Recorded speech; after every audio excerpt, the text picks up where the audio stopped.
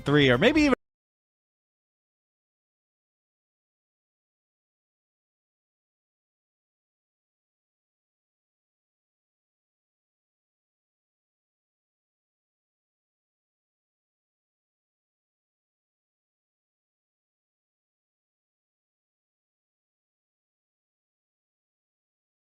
even more importantly, who's not going to be a part of it? I think there are certain characters that maybe the well has been poisoned a little bit and people don't want to see them come back in Street Fighter 6. So that's what I'm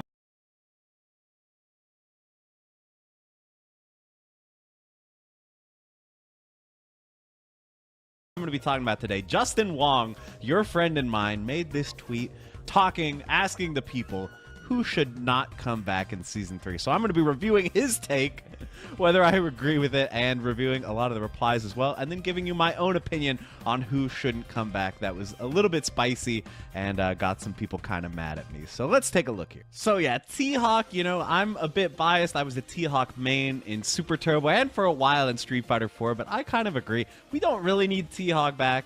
We have, you know, Zangief as like a heavy grappler representative. We have Lily, who plays kind of similar to...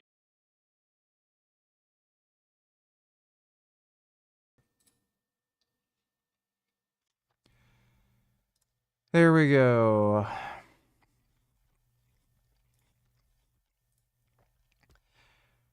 OBS just decided to not have my mic work. T-Hawk. I think Lily, you know, I don't really think she needs buffs. I think she's a pretty decent character, but I do think she needs a bit of a hype infusion. She's kind of a one-button character right now. She just does crouching heavy punch, so I think make Lily feel more interesting to play, and I'll be happy, and I won't really be wanting T-Hawk to come back that badly either. Abel, on the other hand, I think a lot of people expected that Manon was going to kind of be the new Abel, the same way Lily is the new T-Hawk, but Manon and Abel are not really that similar, other than the fact that they're both grapplers, and I guess they both have an over now in Street Fighter 6. El Fuerte, on the other hand, you know, El Fuerte's not really a grappler. He's around and doing high lows and actually become a character that people like in Street Fighter 6 because his gameplay, I think, is really unique. This character, character expression. Penis.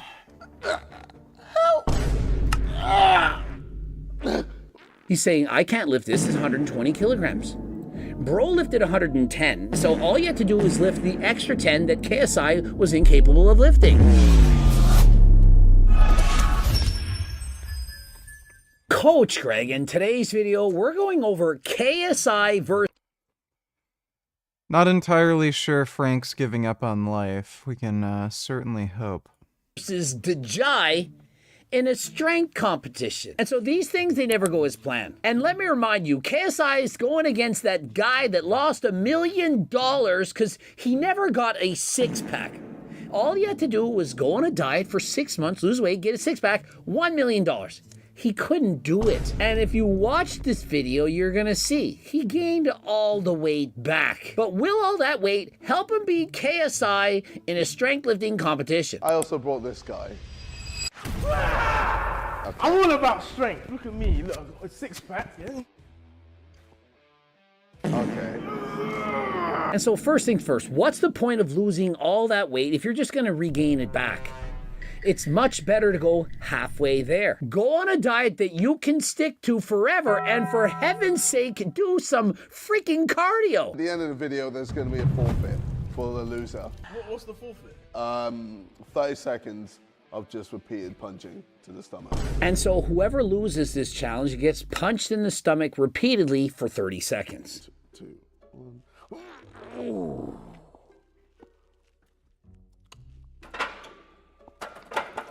80 kilograms, light work. Why are their hands on the bar? The guys are warming up. The weight's light. Your hands are on the bar. You're helping them. How do you know what your 1 rep max is if the person is literally helping you on every rep?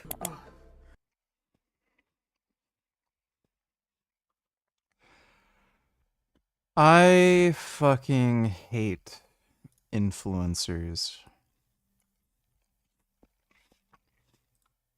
Just random vids donated $2. Major Ashton Hall L. For me to expose Ashton Hall. Speed versus Ashton Hall. Let's get this shit right. It's over for you. Go! Fuck! He's slow as fuck! Fuck this nigga! I'm out, boy! Fuck out of here! What I say? What I say?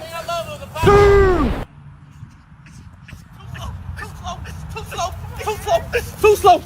Stop playing with me, dude! Get the fuck out of here, bro! Go! And you... I'm ready. I'm ready to run again. Take your L. If you really can beat me, I don't want to race you again. Wow. Bye. It's time for me.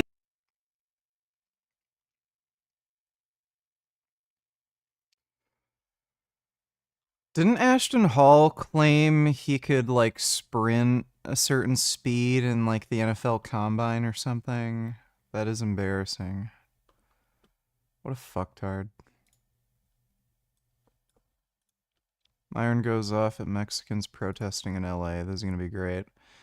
Sure, there's gonna be a bunch of racial slurs, beaners, whatever, and then he's gonna say something about Jews being behind it. Look at all these fucking guys waving the Mexican flags.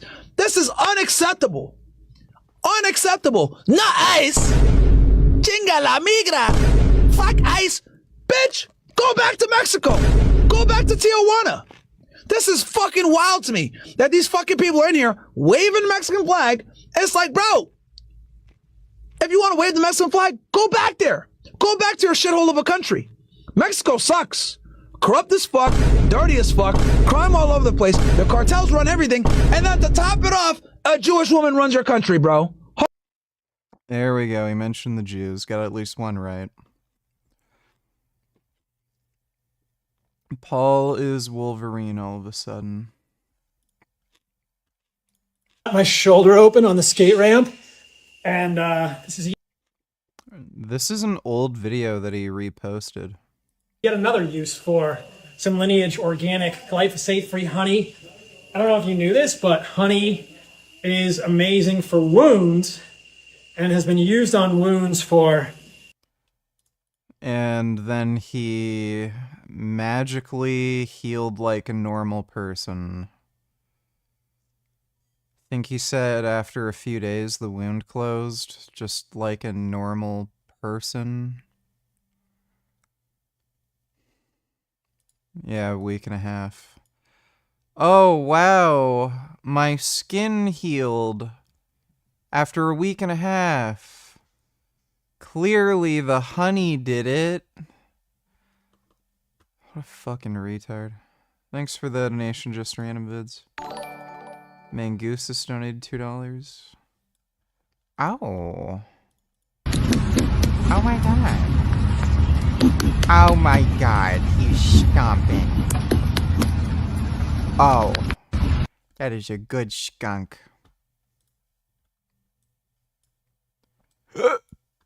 Oh. Oh, that's a nice raccoon. Oh, he's so nice. Oh my goodness. Oh, he's nice. Oh, what a nice raccoon. That's nice. Oh, that's a praying mantis. Louvemos ao Senhor. They're very weird. Insects are really weird.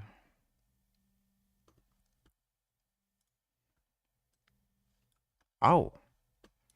Just skunk. My goodness. Oh, that's a nice skunk. Oh, wow. Oh, I want to cuddle with a skunk. That's amazing. Oh. Oh, that squirrel's stretching. That's a really good squirrel. Thanks for the donation, Mangusis. When are you gonna do it? Oh, you know what it is? I hurt my shoulder, like. And so it's not a good sign. The Jai, he can't even unrack the weight. If you can't unrack the weight, you have no business attempting to lift it. Now, one thing I recommend when you're doing the bench press is the bar should be close to lockout. If it's halfway down your chest to start with, you're gonna expend more energy getting it off the rack. Yeah, I heard about the Indian flight thing. Just let down the family name. I'm so disappointed. How can he already fail at 90 kilograms? Did anyone think he could actually lift 90 kilograms? Bro says he doesn't even bench press. Remember, this is about 200 pounds. Most men can't bench press 200 pounds without training. That's what you're meant to do. Okay, like that. Why are you doing that? Oh, okay. See, What are yeah, you protecting? I got you. No, bro, you don't have to hold it, bro. Oh, Next, let's tell people how to spot you before you actually lift a weight. He's laying on the bar and he has his hands pressing down. He's thinking, what are you gonna do? Push the weight down on me if I can't lift it up? Your hands go under. No, keep your hands here and just watch. So you just don't understand English okay, now. sorry. And bro is getting a little handsy. Can he get his hands back from the bar? When you're being spotted, you don't want the person to lift up the weight prematurely. Just like you don't want to be premature in the bed. I show speed beats Ashton Hall 4 times in a row in a foot race. Yeah, somebody already sent me that. Thanks for the donation, though, Mr. Krabs. Ashton Hall's a bitch. I'm fucking bored knowing each other. So here's a question. If you owned a Caracal, do you think it would fuck you up? They have a short fuse, apparently.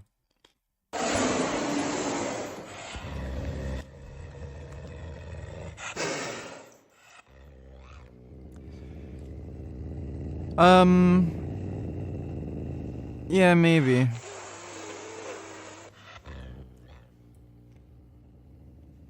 Such a nice caracal. Yeah, I could imagine myself getting bitten and scratched by a cat like that pretty good. Thanks for the donation, though. I'm fucking bored. Gum Gum, what the hell are you doing? He doesn't know where to place his hands. Hey, in all fairness, most men don't know where to place their hands.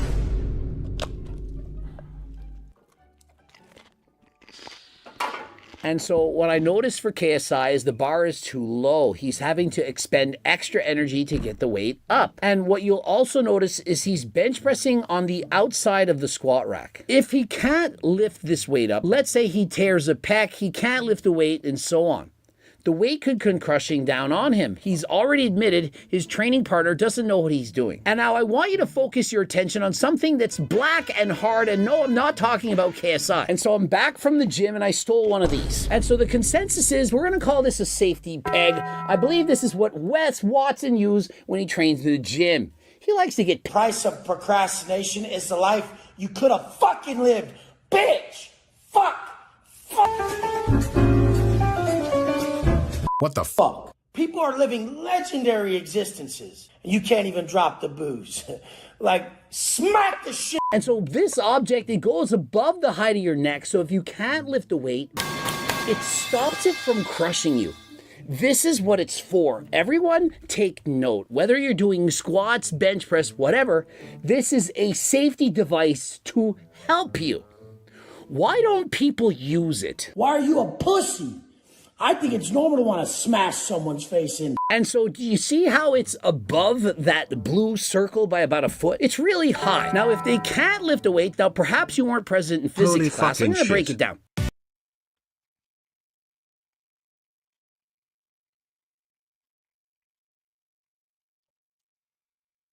Israeli officials claim there is a very high chance that the entire Iranian general staff and several senior Iranian nuclear scientists were killed in Israeli strikes tonight. Fucking based. Another Israeli W, dude. Senior Israeli official, alongside extensive airstrikes by the Israeli Air Force, the Mossad led a series of covert sabotage operations deep inside Iran. These operations were aimed at damaging Iran's strategic missile sites and its air defense capabilities. Fuck yeah, dude. Israel's fucking shit up, man. About time. Thanks for the donation, retard. Has to be below you to begin with. That way, when the weight falls, it catches it. Does that make sense? I do believe even a 3-year-old could understand this. And so why are we all leaving safety pegs above the height of our bench press?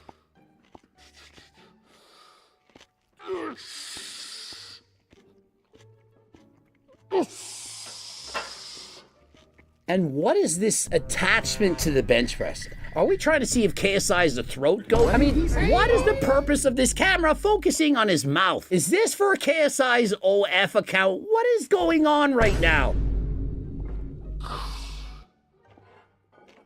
Now remember, I kept my cool, I did. You were struggling. Oh. If you are in fact struggling, don't forget to jump between. You help, then do it. Then grab, okay? And so that, if you pull here, it's gonna go like that. We're gonna try again. And terms of the goggles to get it up off the bar, wasting. And so if your leg extends out like that, you have. I don't understand how these people can literally have all the free time in the world to work out, and they still suck at it. Like, this guy trained for 2 boxing fights. He does go to the gym and lift. Maybe not very well, but I mean, you'd think if you were a millionaire who could infinite free time, you'd be able to hire a good trainer with, like, you know, maybe a powerlifting background or some kind of expert, and then just learn how to do things. But no, they just do dumb fucking retarded shit. And they just throw weights around like monkeys. Not got proper foot placement to begin your lift. I got beaten by this bench. God damn it, man. I'm just not strong enough in that area. And again, if you're not strong enough in that area, harder than last time. It gets you literally harder than last time. Code Greg, 15% off. And of course, if you get the T-plug stack, this is including GO2 Max as well as Turk Builder Max, you'll be lifting harder than... Dude, this guy is impressive. He could kill... IRGC headquarters is currently on fire and confirmed kills pouring out.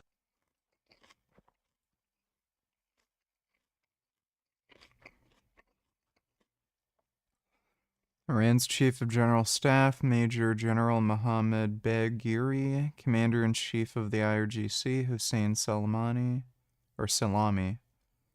His last name's Salami? Oh, that's unfortunate. Commander of the IRGC's Aerospace Forces, Amir Ali Hajizadeh.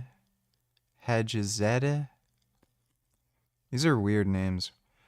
The heads of Iran nuclear program, Mohammad Islami, and the chief of the Organization of Defensive Innovation Research, Brigadier General Reza Mazafarinia.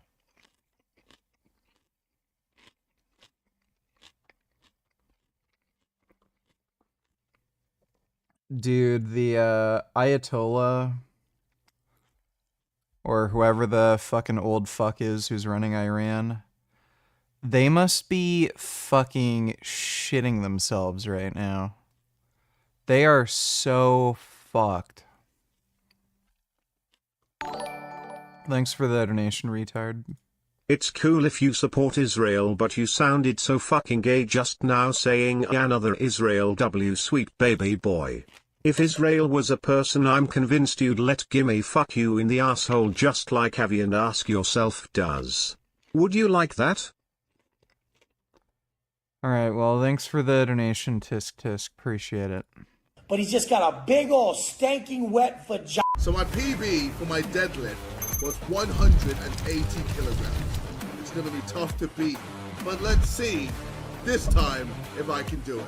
And so his personal best in the deadlift is 180 kilograms. And so he says, you know, it's going to be tough to beat. And so what does he do? He switches it from a conventional deadlift and makes it a trap bar deadlift. Now, the trap bar deadlift is significantly easier. It's way easier to lift heavier weights with a trap bar than when using a conventional one. First of all, your body is much more upright, so you're using less lower back. As well as with the trap bar, your weight, it's centered as opposed to being in front of your body. This allows you to use more leg drive. You can use your legs a lot more, less lower back, and so most people can lift significantly more doing a trap bar than doing a conventional deadlift. And so what we're doing is we're comparing apples to oranges. This is not the same lift. It would almost be like saying, hey, my PR for squat, it's 300 pounds. I'm now going to beat my PR in the squat by doing 400 in the deadlift. It's not the same lift. Come on! Ah! Come on! Yes! And so when you can get 10 reps with your PB, of which I do believe that he can do, and it's not even the same lift, do you not think in your head, better? What the f? I got 9. Next up, did you notice he stopped prematurely? 10, 11, 12, 13, 14, 15. Did you notice he perhaps rest a little on? It looked now, grand motion, he stopped extending the full range reps. You know what? I didn't expect you to get 15. You form. 13, 14, 15. I hate you. 16. I hate this guy so much, you know. And so it looked as if he could have done 25 reps. Say, hey, I set a PR by 1 second. The stomach deadlift. Well, they're influencers.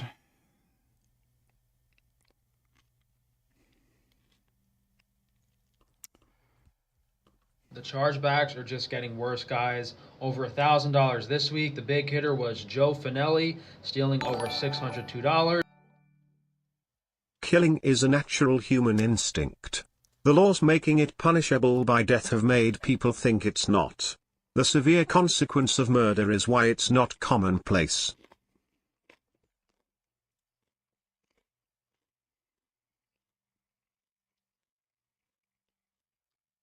Okay. Thanks for the donation, Majin Buu. You didn't answer my question. Would you let Israel fuck you in the ass or not? We know you and Isaac like to get it on with the butt stuff, so don't be shy.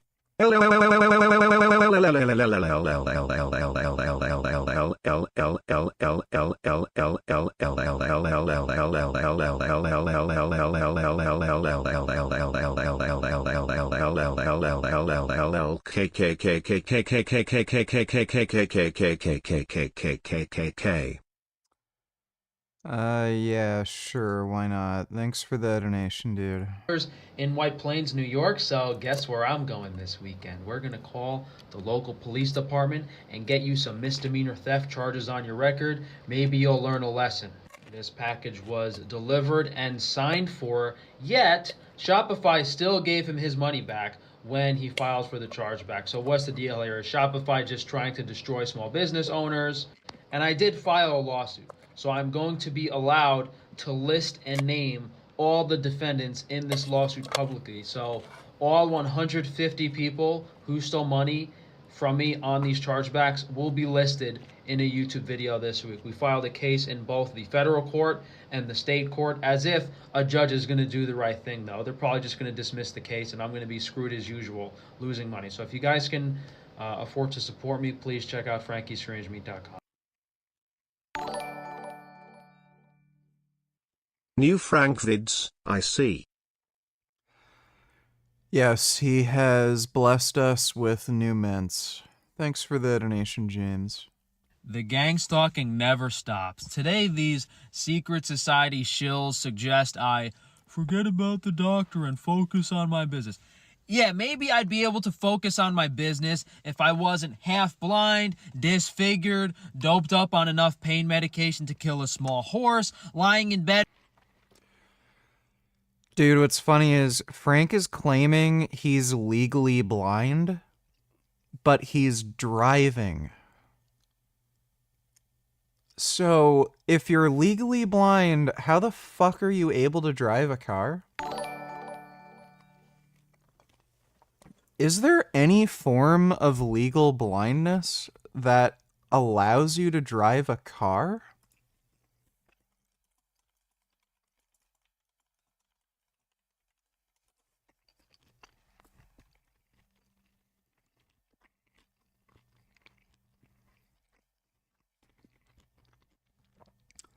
In most jurisdictions, individuals who are legally blind are prohibited from obtaining or maintaining a driver's license.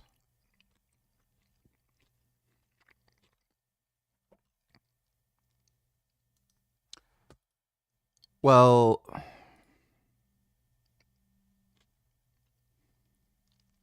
yeah, being classified as legally blind means you're unable to drive in any state. So either he's lying about his visual impairment or the severity of it, or he's like an insane retard who should have his license taken away. For 16 hours a day because I'm so exhausted and my eyes hurt so much. Not to mention the hundreds of thousands of dollars of debt I'm in from the 10 medical procedures I've had in the past 2 years. I mean, where does it end? I'm going to have permanent vision damage for the rest of my life. I will probably have to take high dosages of pain medication for the rest of my life. And That's weird. Sounds like he might have found a new drug that he's addicted to. So we went from alcohol to kratom to now, like, pain meds like oxycodone. the irony in these people suggesting I focus on my business when one of the most important platforms, my TikTok, that I built over years and years, spending tens of thousands of dollars for my business. Didn't he only have TikTok for like 2 or 3 years? Or did he have it longer? Is it more like 4 or 5? Was taken down because this doctor who you're telling me to ignore hired a lawyer to get me wiped off TikTok, permanently deplatformed. The irony. How ironic is that you're telling me to focus on my business, yet everything I've worked for on my business is being taken away by this doctor. It's unbelievable what these people will say. Unbelievable. You can check out botchedbytaban.com for the full story. And if you're watching this on TikTok, please follow me, share the video. I mean, yeah. Like I want to build up my TikTok. Well, Frank is still an idiot. Dodo donated $2. Let me see.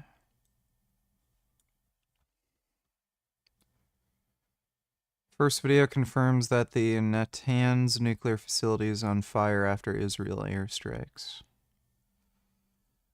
Good shit.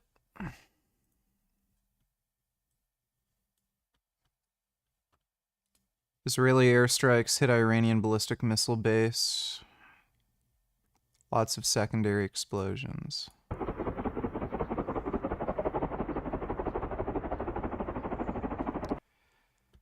Yeah, they're fucked. Second wave of Israeli missiles have entered Iraqi airspace and are heading towards Iran. First of them have already hit Iranian radar sites. Dude, they're getting... This is only the fucking beginning, dude. Iran confirms that Israel has killed the IRGC's commander-in-chief, Jan Hussein Salami. Yeah. Weak. Let me see.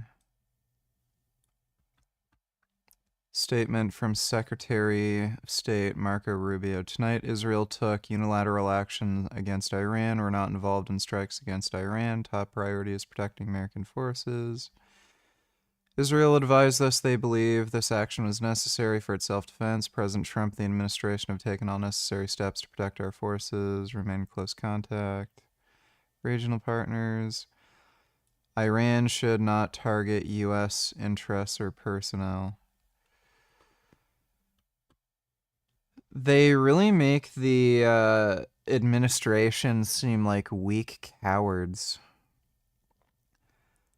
Like, what exactly are they fucking afraid of? They're just massive weenies. Thanks for the donation, though, Dodo. Dodo Donateller's Iranian proxies in Iraq already struck a U.S. base, and Trump and his crew are being cucked and not saying anything. They're so weak and didn't even say they support Israel's strikes, only we had nothing to do with it. Is this what Dr. Avi voted for? It's pathetic. Well, yeah, I mean, I could have warned him ahead of time. Thanks for the donation, though, Dodo. You now driving legally blind reminds me a lot of that Family Guy joke where Peter Griffin's blindfolded. Peter, you can take off your blindfold now. We're almost there. Not yet. I don't want to ruin my birthday surprise. Then at least let me drive. Lois, you know it's illegal for women to drive.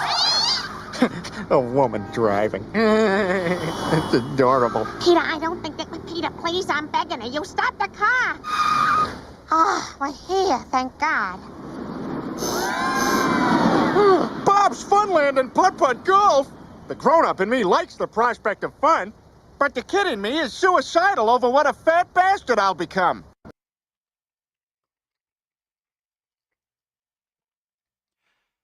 Thanks for the donation, Dodo.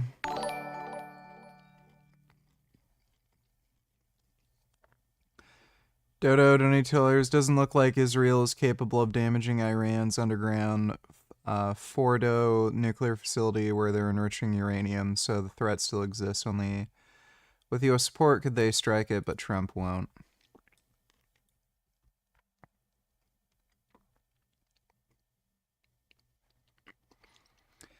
I wonder if they're planning something else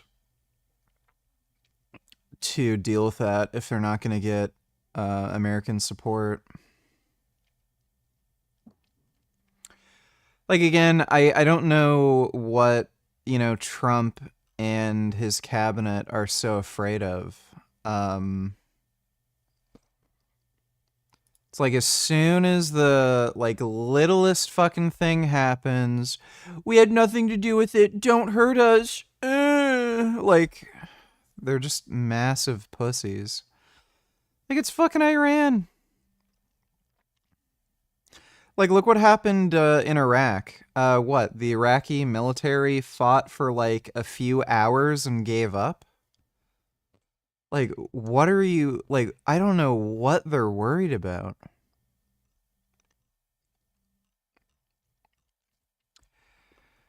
Yeah, so I don't know. Israel might be planning some other way to deal with that. Thanks for the donation, though, Dodo.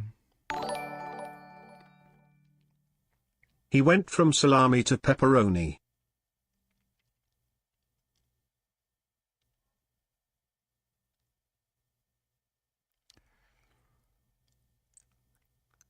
Well, he is cooked. Thanks for the donation, Jacked Up. Yeah, as you guys can see, this is pretty much a disaster, and I'm at the point where I'm pretty much giving up in the court system, and it's just too much of waste of my time and efforts. This doesn't even include all the papers I have organized over there in different folders.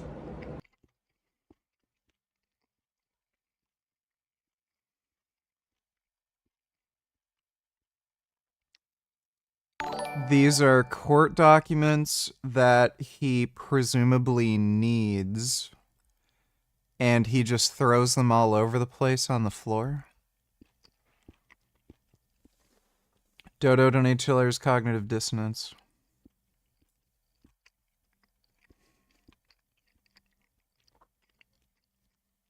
I'm super proud that I'm hated by the radical left. They don't represent the left. They hurt the left more than anyone. They do stupid shit like burning American flags. And purity tests on the least popular issues. They turn the country against all of us. He's part of the radical left.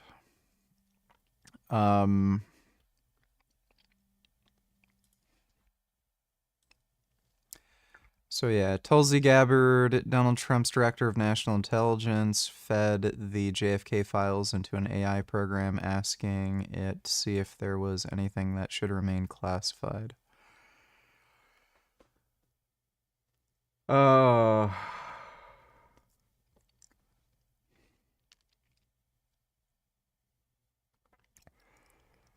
Is that real? Like, she actually doesn't understand how AI works? And she's also that lazy to just feed it into an AI program? So this person could literally upload classified documents to an AI, and then who the fuck knows would have access to them. Social justice warriors.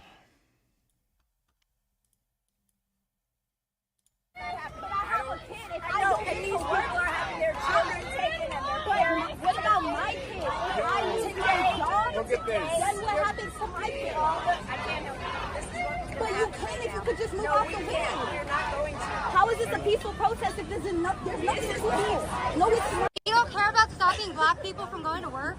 Look at this line that you guys are causing. I'm not causing no problems. I'm not trying to. We're just trying to leave.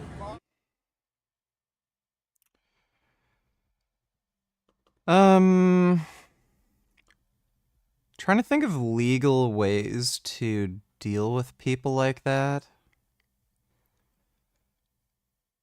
I don't know if you could, like, spray him with something really smelly. Or, I don't know, scare him somehow. You should just be able to run him over, honestly.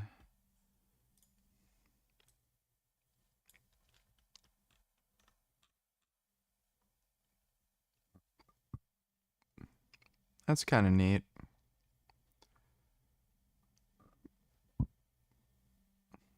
I like that. That's neat.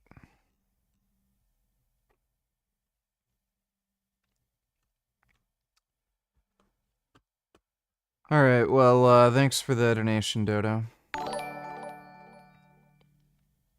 Jengu Grit is nothing more than a worthless fat buffalo, only unfortunately unlike the buffalo he is not endangered.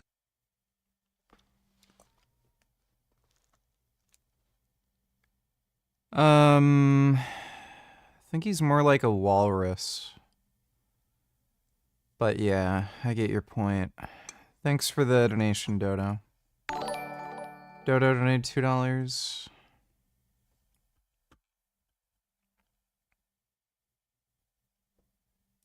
Oh. I hope that cat's okay. Oh yeah, that cat got the drone.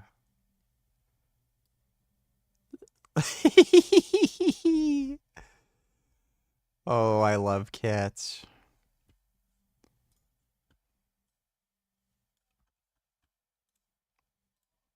One of the largest challenges our country faces is exploding deficits.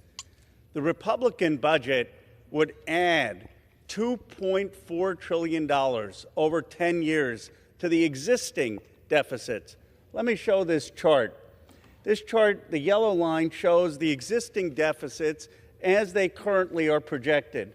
The Republicans would take those existing deficits and add over 10 years.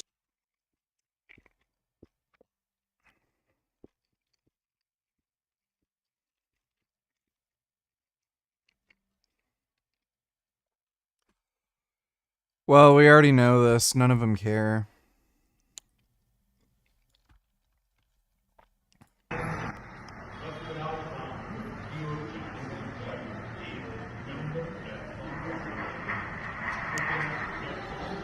Well, they're all dead.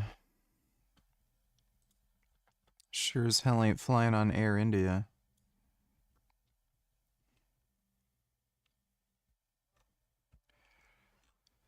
Yeah, I ain't flying on Air India.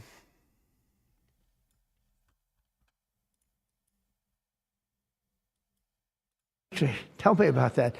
And then I called somebody else, and I happened to speak to President Putin at the time. Now, in all fairness to him, he lost 51 million people, and he did fight. Russia fought. Sort of interesting, isn't it? He fought with us in World War II, and everybody hates him.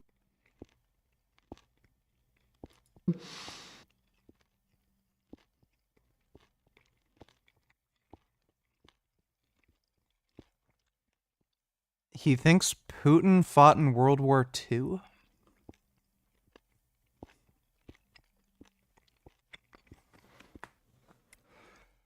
Yeah, people will make fun of Biden gaffes, but Trump will say Putin fought in World War II, and oh, it was his teleprompter malfunctioned. Well, thanks for the donation, Dodo. Dodo donated $2. Oh.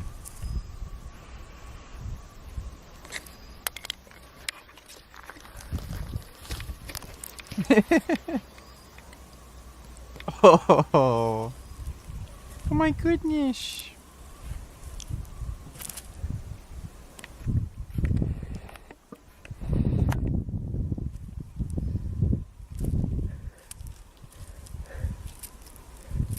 That's a nice mouse.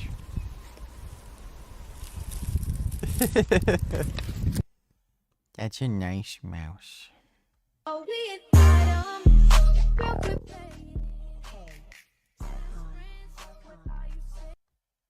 Okay, I don't know why he sent me that. AOC would endorse him. At this point, if Osama bin Laden himself could run for New York mayor, he'd probably win. That was a very short 24 years.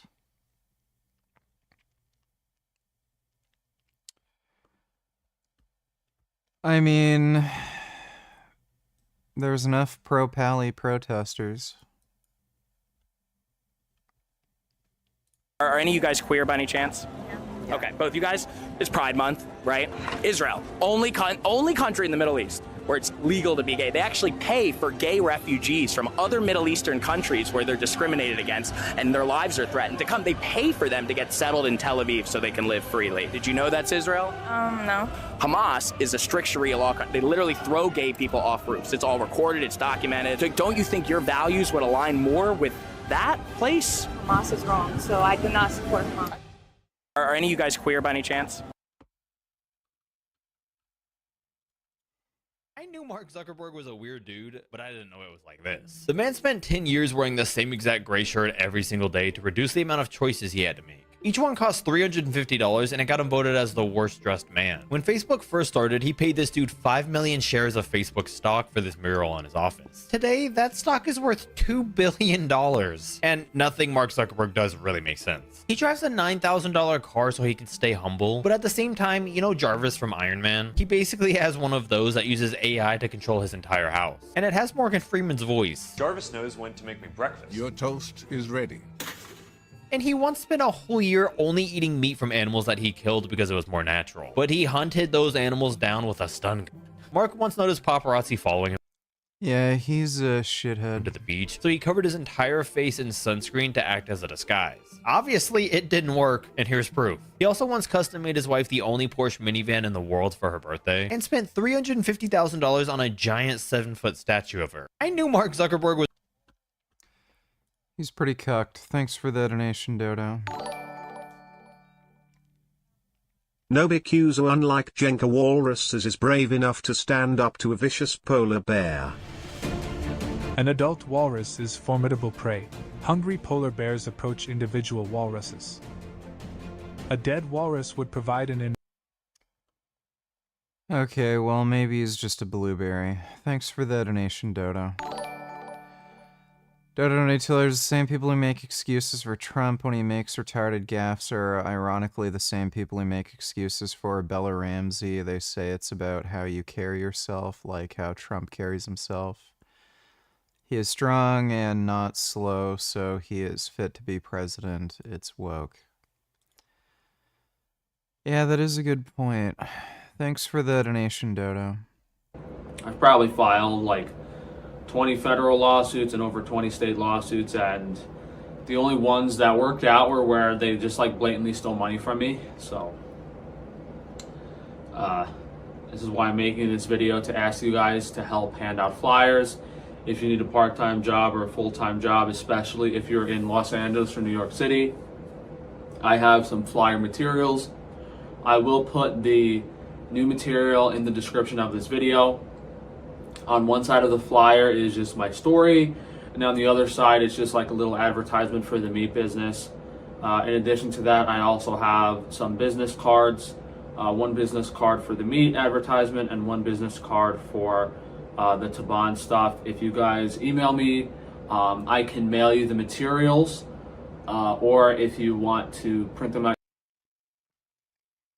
That's probably not a good idea for him to do that, by the way, because Taban's lawyers could argue in court that he's not doing this for any actual personal reason, but he's doing this to promote his business. Have you trained hamstrings directly when you got up to a 500-pound deadlift? I train every muscle directly. Yourself with a color printer, that's also an option. I can reimburse you for that. I have some business cards ready, but these new official flyers, which I like a lot more, I'm going to have to order those soon, so those probably won't be here for a week. So if you guys email me, frank8tufano@gmail.com, please just be patient.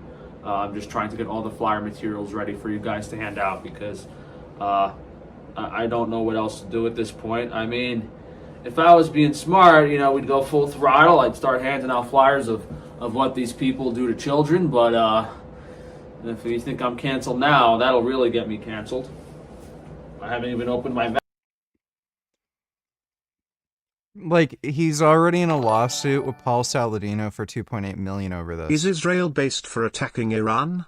Secular Talk is saying it was unprovoked. Is he an idiot? He's an anti-Semitic fascist. Unprovoked. I mean, October 7th never happened?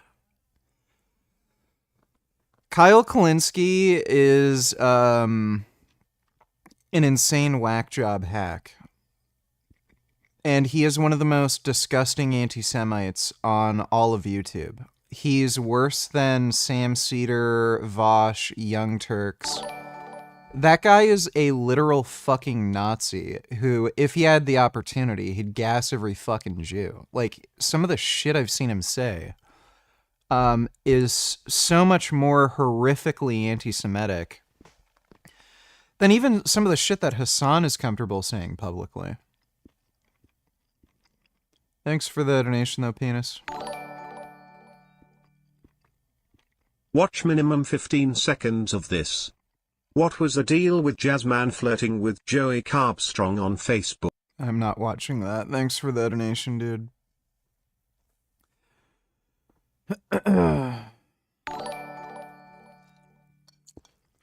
Jenk could not stand up to a polar bear. If he tried, he would instead just scream like a little girl and run, or and maybe even poop his pants in the process. Yeah, probably.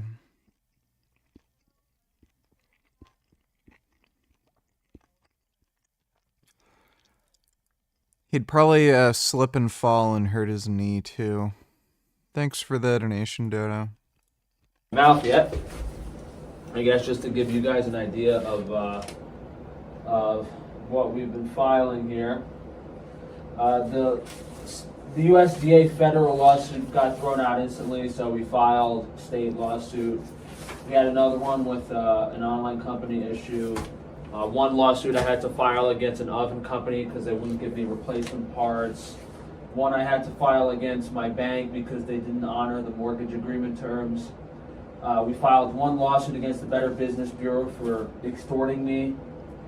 We filed one lawsuit against basically state of Pennsylvania for not giving me benefits when I'm completely broke. We filed one lawsuit against the...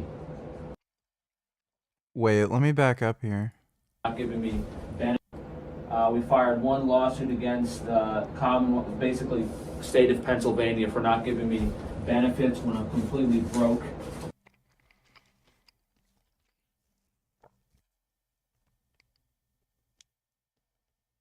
He's applying for state benefits, like food stamps?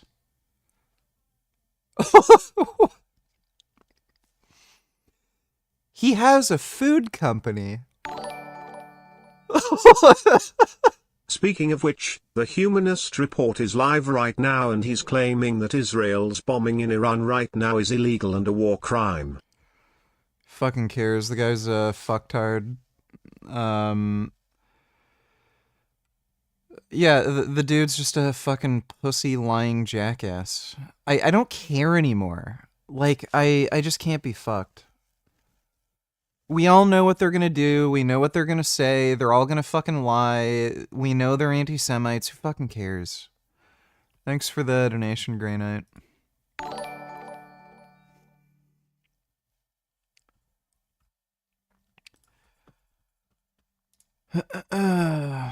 Dodo, donate $2. Great. More social justice warriors. Yeah, I've already seen that one.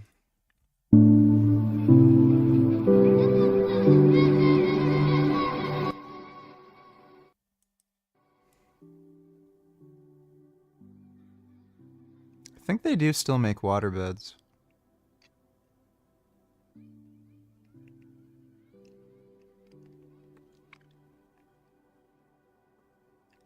Those things are fucking disgusting.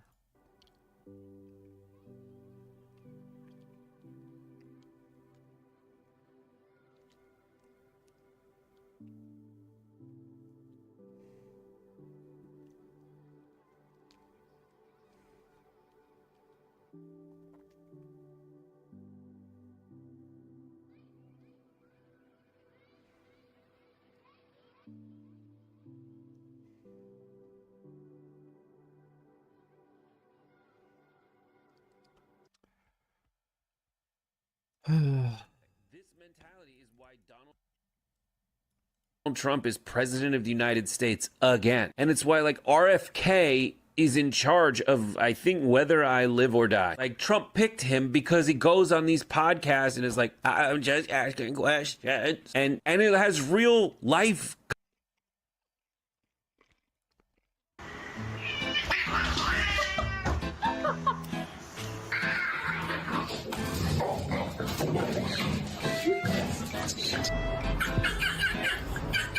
Oh, he's breaking up the kitty fight.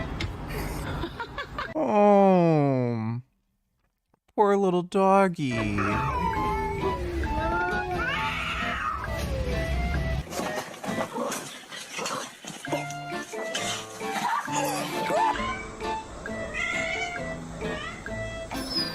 Dog says no.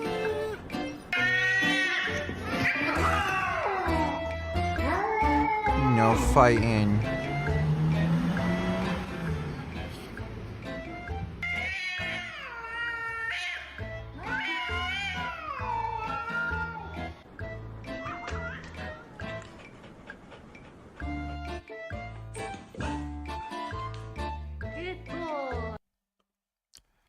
Well, those are good dogs. Looks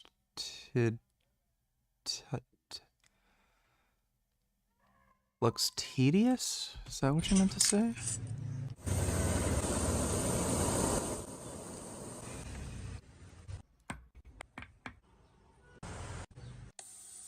Yes, that does look tedious. Thanks for the donation, Dodo.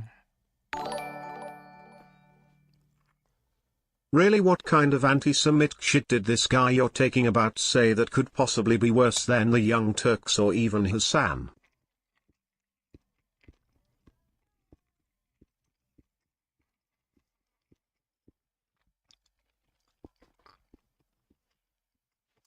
He made a bunch of videos basically saying the October 7th attacks were justified and Israel deserved it and shit.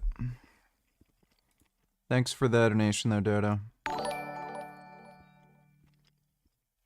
21st donated $2, let me see.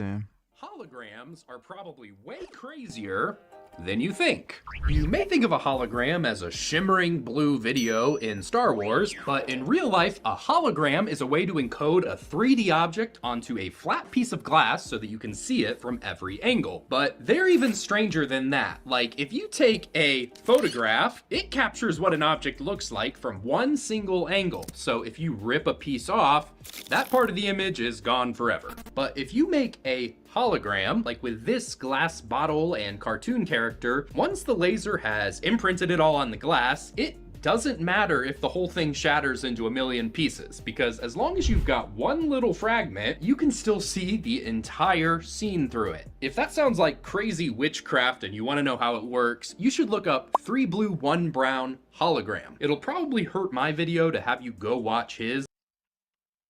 That looks pretty cool. How to get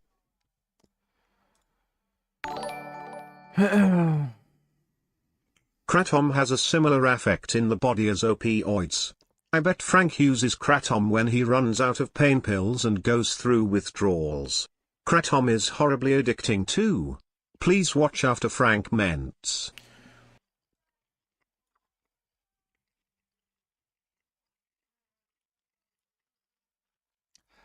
Yeah, probably. I'll take a look at that after the Frank vid. Thanks for the donation, gay faggot Palestine.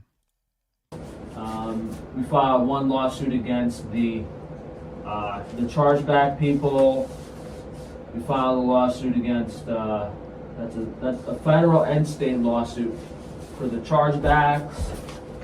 We filed the new lawsuit against Shopify as well because the judge wouldn't let me file just against the chargeback people, and then we had to file some stuff against the current Tufano lawsuits, and there was also 2 new lawsuits. We had to file a third-party complaint against the lawyer that got my TikTok taken down, and then we had to file a new lawsuit against Tufano for the tortious interference in getting my TikTok taken down. So there were 2 lawsuits related to the TikTok getting taken down. I haven't organized these papers in like 2 or 3 weeks, so this isn't like, it's not like I haven't been on top of this. This is the amount of paperwork I accumulated in just a few weeks, so it's getting kind of ridiculous at this point. We have all these different, like, you know, I'm spending like $100 a day on just post office summons and stuff that I have to file these affidavits. All for what? All for what? For these judges just to just dismiss the case instantly and not do the right thing? You know, at this point, I have no confidence. Like, if he believes that, then why does he bother doing it? Frank is, a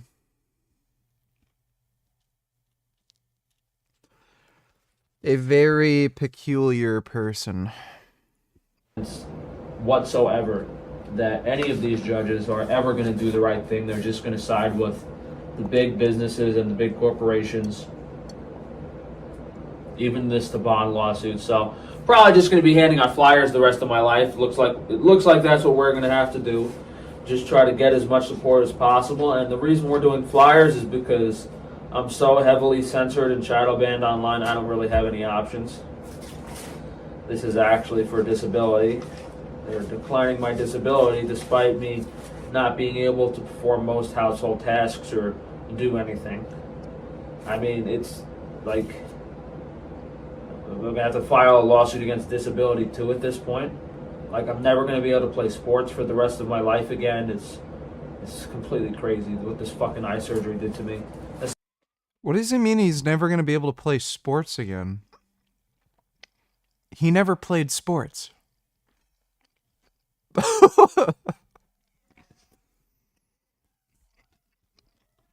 I'll never be able to dance ballet like you never did ballet. So the least they could fucking do is give me disability payments. A lot of this paperwork is like the motions and stuff that the Tufano's lawyers filed in those state cases, but in the California cases. But that we're waiting on some new filings in the Tufano cases to see what the judge says. There's another lawsuit. Dodo $92.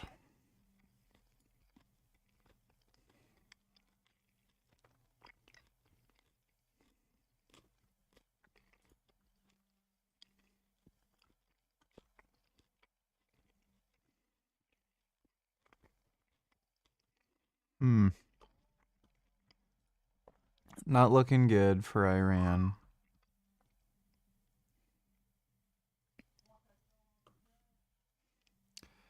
Told you it would happen. With a pretty significant reversal. Besides, a guy like him looks too thin to play sports anyway. Yeah, that's true. Thanks for the donation, Dodo. He posted, quote, "I regret some of my posts about President Donald Trump last week. They went too far," writes the... Yeah, so that doesn't mean they're friends. All that means is he got scared that Trump was going to come after him. Just attacked Iran. Now, understand something. This in no way, shape, or form was defensive. Yeah, great. We already know what he says. Thanks for the donation, dude. Against the used restaurant equipment guy that ripped me off for like $30,000. I had to sue the used car company that sold me my used BMW because the tires were dry rotted. They wouldn't reimburse me. It's just a bunch of nonsense, and unfortunately, that's just how most businesses are. You know, they're just out to get you and just rip you off in any way, and that's the only way these people can make a profit, because if you're not ripping people off, you know, it's a lot more difficult and it's a lot more work to actually make money. You know, it's the hard way, which is what I've been doing, and I still have all these people taking advantage of me, still losing, you know, $1,000 in chargebacks every week, and all this legal harassment. And it's comical how people say, "Oh, Frank, you need a lawyer, you need to get a lawyer." First of all, I'm completely broke. I can't afford a lawyer. None of these attorneys wanted to help the most blatantly obvious case of medical malpractice I've ever seen in my life. And they're all working against me. All lawyers, everyone is in the club. And what happened to me in the court case against Rat Boy was my own lawyers worked against me and basically just took my money and let them win. That's what they'll do. So anyone saying that I need to get an attorney or legal representation or a lawyer is a complete shill that has no clue what they're talking about. The legal system is completely... Yes, I filmed a video. 21st, $22. Let me see. Jasmine, Not watching those. Thanks corrupt. for the donation, dude. I don't believe any of these courts will legitimately entertain a pro se litigant in any capacity whatsoever. I would actually like to see any court cases. I would like to see one court case where a pro se litigant sued a company or anyone and actually won the case. I'd like to see it. I'm not aware of that happening. I find it difficult to believe that it has happened, considering that when I file cases in the federal court, they don't go anywhere. I don't even get to serve the opposing defendant papers. They just dismiss the case with like a preliminary review of it. So now I'm trying the state court instead, which seems to be better. So if you guys do want to support me, please, I can pay you guys hourly if you need a part-time job or if you need some help. Just send me an email, frank@tufano@gmail.com, and we're going to hand out these flyers and see if it can help my business, or I can get more support, or I don't really have any other ideas at this point. Yeah, there's actually a few lawsuits in the state court that I applied for default judgments against, so it'll be up there are a few people that were messing with me already. last year. They didn't respond to my legal cases. They didn't respond to the complaint. I filed the affidavits. It's been 90 days. So we filed the default judgments. We'll see what the court says if I can get reimbursed against these people. So once the court issues the judgment, then they're going to have to respond to vacate the judgment. So we'll see how that goes. Yeah, the one case I actually won was in I forgot what county it is, but it's up by Watertown. Some real estate agent stole my $5,000 deposit. Do you mind explaining to me and all of the viewers why you let Jasmine off after she fled? And I filed a case in the Supreme Court, and they had to pay me back.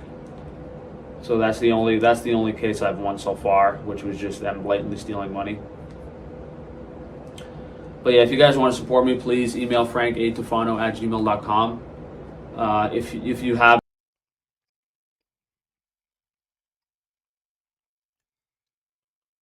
Why did he upload this?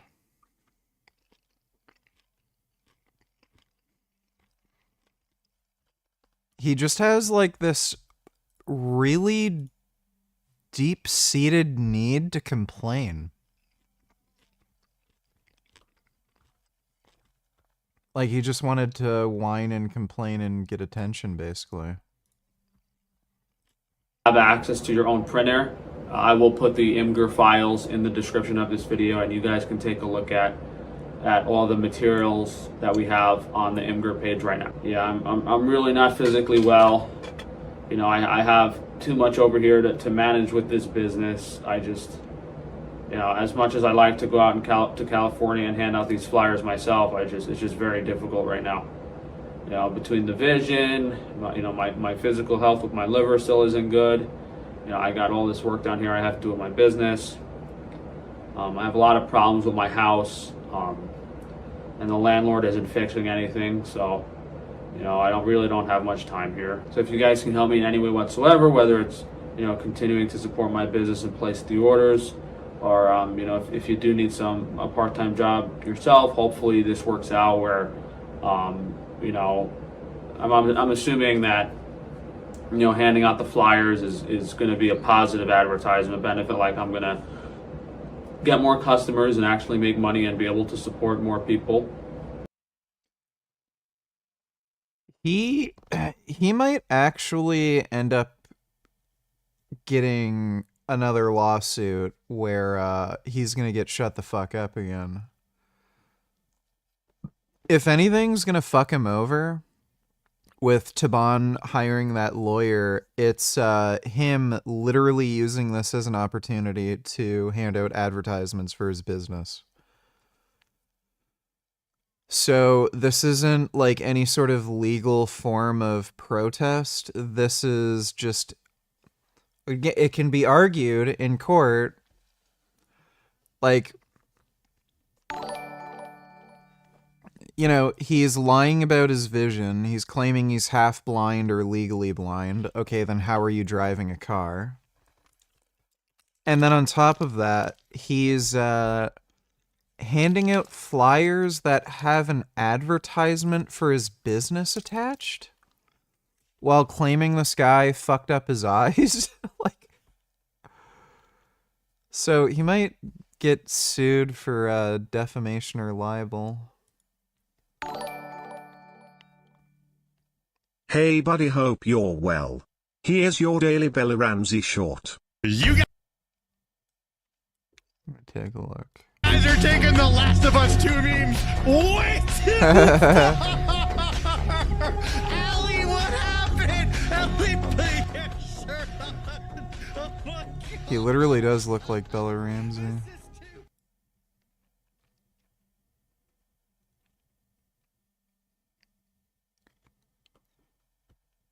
What a stupid, stupid casting decision, dude.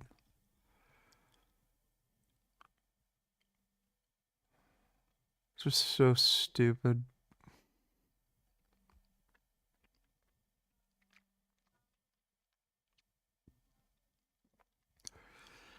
You know, they could have just paid me, you know, the money to do the casting for that show, and I could have told them, no. She's ugly and dumb, and what in the fuck are you thinking? And The Last of Us HBO could have been watchable.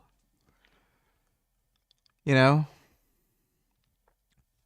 It's fucking crazy. Like, the amount of money and artists and all this, like, shit tied up in that project, all ruined because a couple people insisted on hiring the ugliest actress in all of Hollywood. You know, because feminism or something. It's just fucking bizarre. Thanks for the donation, Nation. Sup Richard. Every time I see Frank he looks significantly worse. The tattoos, surgery, mental. I always think, this is bottom for him, but it never is. It's like the gambler's dilemma. His life, which looked miserable 5 years ago, was infinitely better. It wouldn't surprise me if he starts literally hallucinating and seeing things. I think he has worsening schizophrenia. So it wouldn't surprise me if he just goes totally fucking batshit nuts. It's only a matter of time. Thanks for the donation though, Saxby. I didn't know who this guy is, but he seems like a faggot. How would you rate my prediction?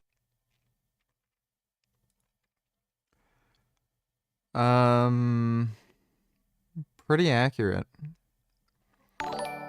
He did in fact work as a gay prostitute, so that would be very accurate. Thanks for the donation, The Predator. CDG donators, I know not to send you this person's channel. You don't need to watch the video, but can you just respond to the first comment because I'm actually curious?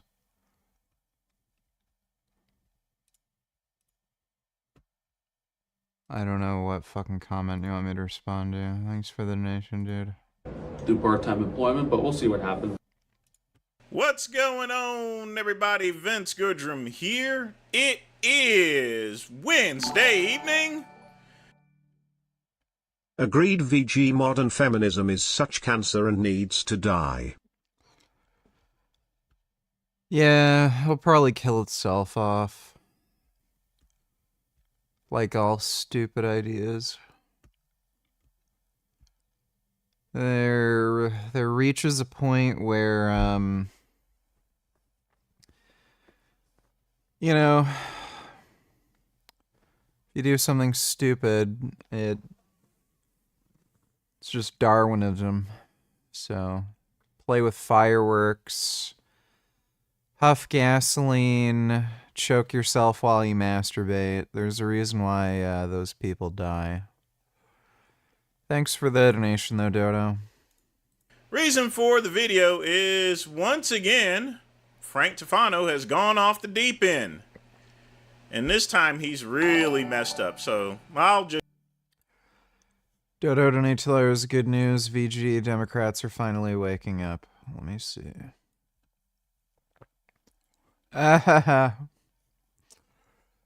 Fuck you, David Hogg.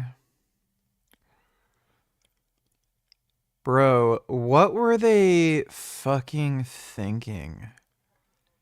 Even among anti-gun advocates, David Hogg is not particularly liked, like, at all. He's just a fucking asshole. So, yeah, the guy's just a fucking loser. I don't know why they would have done that to begin with, but yeah, good riddance. Police are closing off roads near the Israeli embassy in Washington, D.C. and setting up a security perimeter. Yeah, you're probably gonna need to do that. Bro, just, like, it's already happening. People are now, like, giving sympathy to Iran. What, Kyle Kalinske already made a video. There's also that Humanist Report dipshit. Yeah, just wait. And by tomorrow, there'll be all the fucking lefty lunatics talking about how what Israel did was horrible. Iran's a sovereign nation. They attacked them for no reason. Everyone who uploads a video like that should be fucking deported. It called Operation Rising Lion for a reason, VG.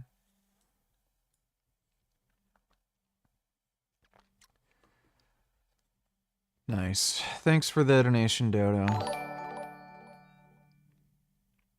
I'm going to have a dab also.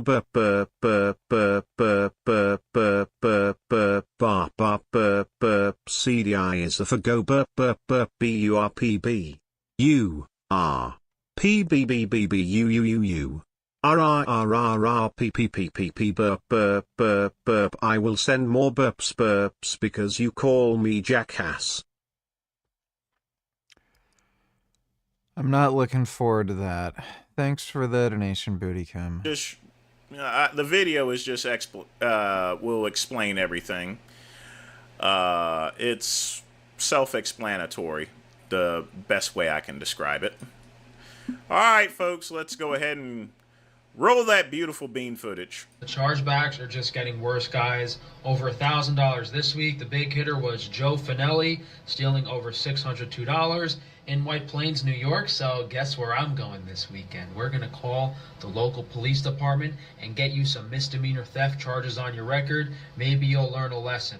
This package was delivered and signed for, yet Shopify still gave him his money back when he filed for the chargeback. So what's the deal here? Is Shopify just trying to destroy small business owners? And I did file a lawsuit, so I'm going to be allowed to list and name all the defendants in this lawsuit publicly. So all 150 people who stole money. Yes, they should be deported even if they are in fact American-born citizens. Yeah.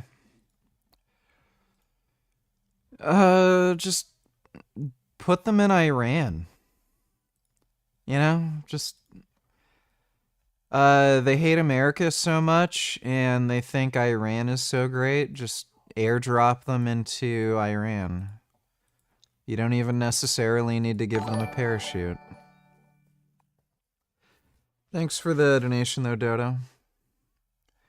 Bootycom donated $2. Moments ago, Israel launched Operation Rising Lion, a targeted military operation to roll back the Iranian threat to Israel's very survival.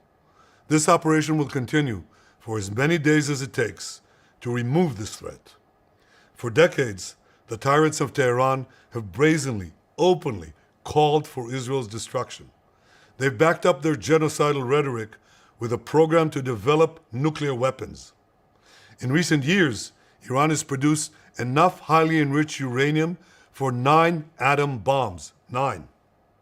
In recent months, Iran has taken steps that it has never taken before, steps to weaponize this enriched uranium. And if not stopped, Iran could produce a nuclear weapon in a very short time. It could be a year, it could be within a few months, less than a year. This is a clear and present danger to Israel's very survival. 80 years ago, the Jewish people were the victims of a Holocaust perpetrated by the Nazi regime. Today, the Jewish state refuses to be a victim of a nuclear Holocaust perpetrated by the Iranian regime. Now, as Prime Minister, I've made it clear time and again, Israel will never allow those who call for our annihilation to develop the means to achieve that goal. Tonight, Israel backs those words with action. We struck at the heart of Iran's nuclear enrichment program. We struck at the heart of Iran's nuclear weaponization program. We targeted Iran's main enrichment facility in Natanz. We targeted Iran's leading nuclear scientists working on the Iranian bomb. We also struck at the heart of Iran's ballistic missile program. Last year, Iran fired 300 ballistic missiles at Israel. Each of these missiles carries a ton of explosives and threatens the lives of hundreds of people. Soon, those missiles could carry a nuclear payload, threatening the lives not of hundreds, but of millions. Iran is gearing up to produce 10,000 of those ballistic missiles within 3 years. Now just imagine 10,000 tons of TNT landing on a country the size of New Jersey. This is an intolerable threat. It too must be stopped. Iran is now working on what it calls the new plan to destroy Israel. You see, the old plan failed. Iran and its proxies tried to encircle Israel with a ring of fire and to attack us with the horrible attack of October 7th. But the people of Israel, the soldiers of Israel, rose like lions to defend our country. We crushed Hamas, we devastated Hezbollah, we hit Iranian proxies in Syria and Yemen. And when Iran directly attacked us twice last year, we struck back inside Iran itself. Yet in defending ourselves, we also defend others. We defend our Arab neighbors. They too have suffered from Iran's campaign of chaos and carnage. Our actions against Iran's proxy Hezbollah led to the establishment of a new government in Lebanon and the collapse of Assad's murderous regime in Syria. The peoples of those two countries now have a chance for a different future, a better future. So too do the brave people of Iran, and I have a message for them. Our fight is not with you. Our fight is with the brutal dictatorship that has oppressed you for 46 years. I believe that the day of your liberation is near. And when that happens, the great friendship between our two ancient peoples will flourish once again. I want to assure the civilized world, we will not let the world's most dangerous regime get the world's most dangerous weapons. And Iran plans to give those weapons, nuclear weapons, to its terrorist proxies. That would make the nightmare of nuclear terrorism all too real. The increasing range of Iran's ballistic missiles would bring that nuclear nightmare to the cities of Europe and eventually to America. Remember, Iran calls Israel the small Satan. It calls America the great Satan. And this is why for decades, it's led millions in the chants of death to Israel and death to America. Today, Israel is responding to those genocidal calls with action and with a call of our own. Long live Israel and long live America. Our action will help make the world a much safer place. I want to thank President Trump for his leadership in confronting Iran's nuclear weapons program. He has made clear time and again that Iran cannot have a nuclear enrichment program. Today, it is clear that Iran is just buying for time. It refuses to agree to this basic requirement of peaceful nations. That is why we have no choice but to act, and act now. The hardest decision any leader has to make is to thwart a danger before it is fully materialized. Nearly a century ago, facing the Nazis, a generation of leaders failed to act in time. They were paralyzed by the horrors of World War I. They were determined to avoid war at all costs, and they got the worst war ever. They adopted a policy of appeasement. They closed their eyes and ears to all the warning signs. That failure to act resulted in World War II, the deadliest war in history. It claimed the lives of 60 million, including 6 million Jews, a third of my people. After that war, the Jewish people and the Jewish state vowed, never again. Well, never again is now. Today, Israel has shown that we have learned the lessons of history. When enemies vow to destroy you, believe them. When enemies build weapons of mass death, stop them. As the Bible teaches us, when someone comes to kill you, rise and act first. This is exactly what Israel has done today. We have risen like lions to defend ourselves. Over 3,000 years ago, Moses gave the people of Israel a message that has steeled their resolve ever since. Be strong and courageous, he said. Today, our strong and courageous soldiers and people stand together to defend ourselves against those who seek our destruction. And by defending ourselves, we defend many others and we roll back a murderous tyranny. Generations from now, history will record that our generation stood its ground, acted in time, and secured our common future. May God bless Israel. May God bless the forces of civilization everywhere. Thank you. Absolutely based. The only thing I would have changed in that speech is the Bible reference. Rather than saying, the Bible says to stand up, he should have referenced, Doom said, like King Novik said, rip and tear until it's done. That would have been a lot more badass. But holy fuck, dude. Like, the Trump administration coming out and saying, oh, we don't agree with Israel doing that. We had nothing to do with it. Don't attack us, Iran. We didn't do anything wrong. Dude. Everyone's political commentary is so fucking terrible. I can't fucking get over how terrible the commentary is. It's here. They're literally, like, aside from Destiny, he's literally the only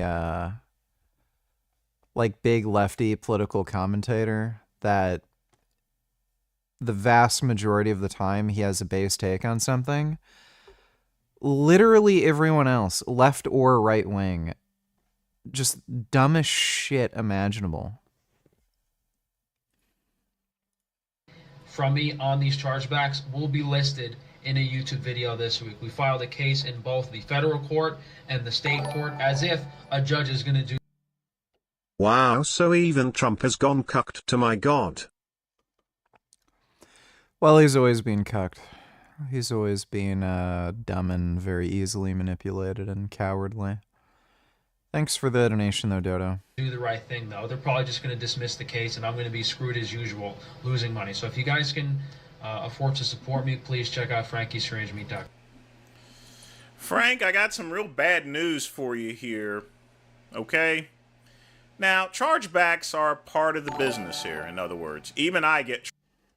You just listened to insane propaganda from the Israeli Prime Minister referencing the Bible and think it's spaced.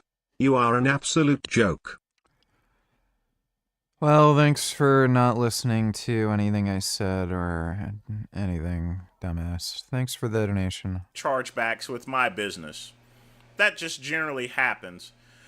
However, when it comes to your return policy, and I've read it, your return policy says that they actually have to open up the box while recording via video.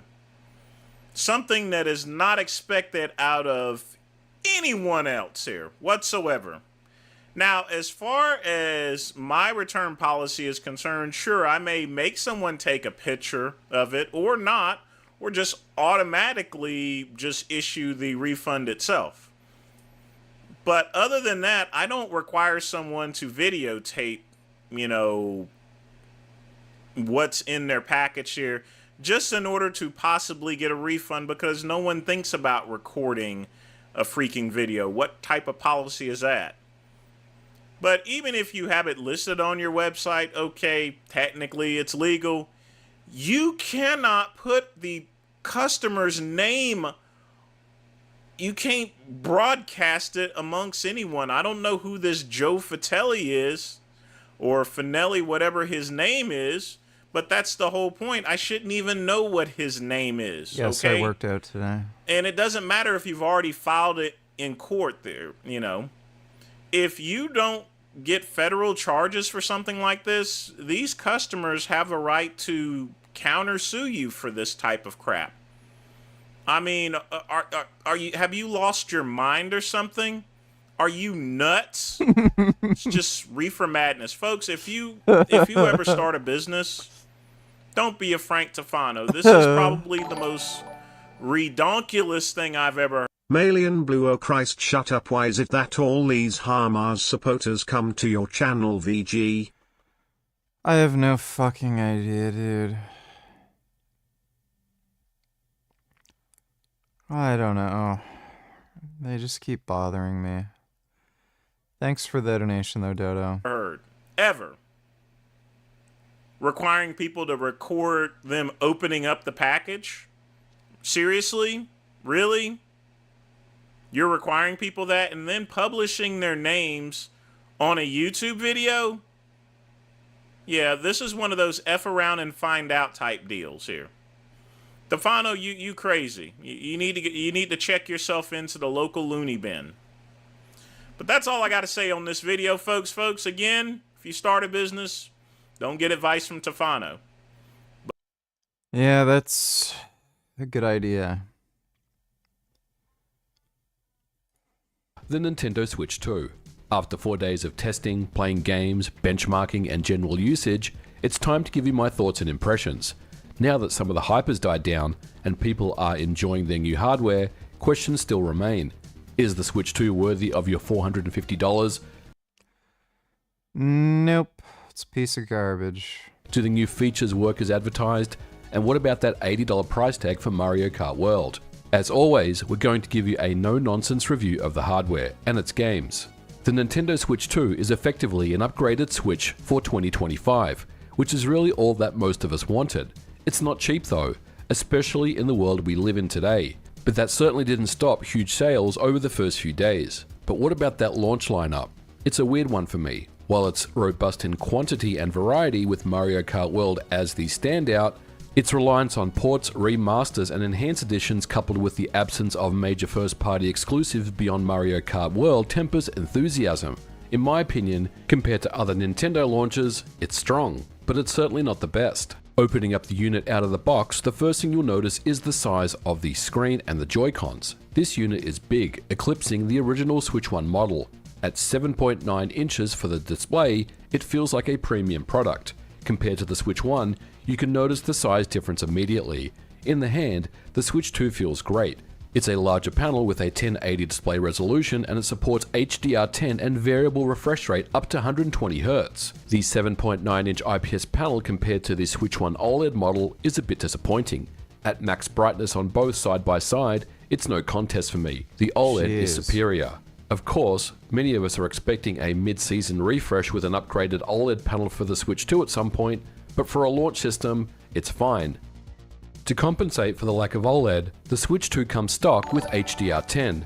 Now, I'm no expert on The Nazi Zionist HDR measurements, but from reports online from trusted sources, when we run the HDR calibration test in the system menu at 10,000 nits, the test image provides an output that's barely 500 nits. The Switch OLED without HDR is comparable to this, and unfortunately, in docked mode, things aren't any better in some games. Take The Legend of Zelda Breath of the Wild, the Enhanced Edition for the Switch 2. Of course, enhanced resolutions and frame rates are most welcome, and we'll definitely be covering those later on, but the image quality itself isn't quite right. The washed out look is a little distracting for me, and as a selling point, the HDR implementation could have been a lot better. Now, many of us already own Nintendo Switch units, and transferring your library across via the initial setup process It's just a workout vlog. Is pretty easy to do. Keep in mind that it won't just re-download your digital library, but thankfully the Switch 2 comes with 256GB of internal storage. Now, while this is a significant step, we interrupt the regularly scheduled programming with cats. Cats, cats, cats, cats, cats, cats, cats, cats, cats, cats, cats, and more cats. Oh my god, that is a cat.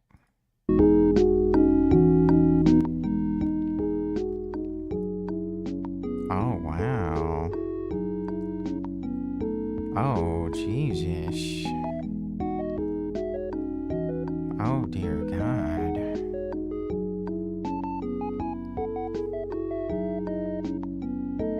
Oh my goodness. Oh, what nice kitties. Oh, that's a dog. That's a cat.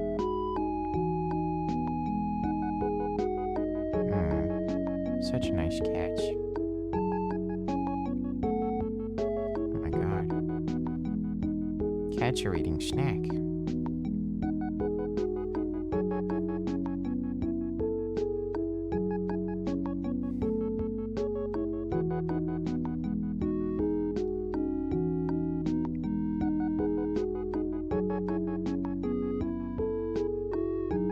It's a dog.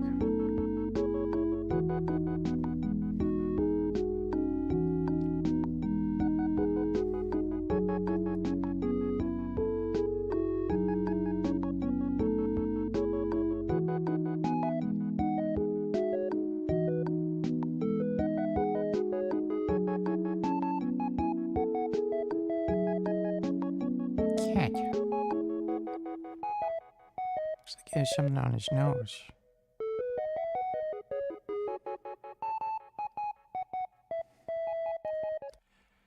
Those are a good catch. Thanks for the donation, Ethan, though. Your cousin may be a faggot, but I think it'd still suck him bone dry if I could.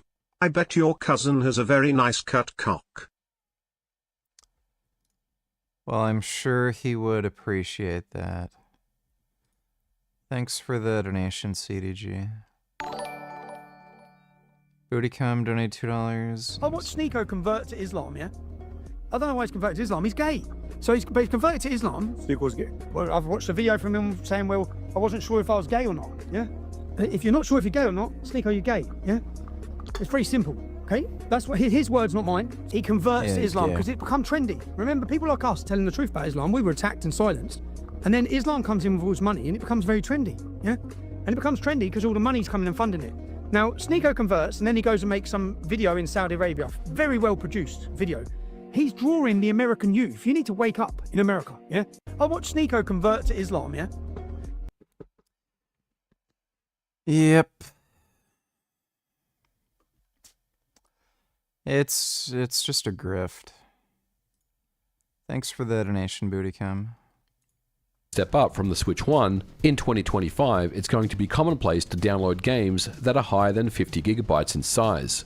Now of course on the Nintendo Switch, it was easy just to insert a micro SD card for added storage expansion. The Switch 2 requires a micro SD express card for storage expansion, a significant update from the Switch 1. Micro SD card express offers faster read and write speeds, up to 900 megabits per second for the read speed and 600 megabits per second for writing, which is many times faster than the standard micro SD cards. Now this is a necessary design choice. One of the biggest criticisms I had with the Switch 1 was the slow loading performance. The Switch 2 has larger, more demanding games.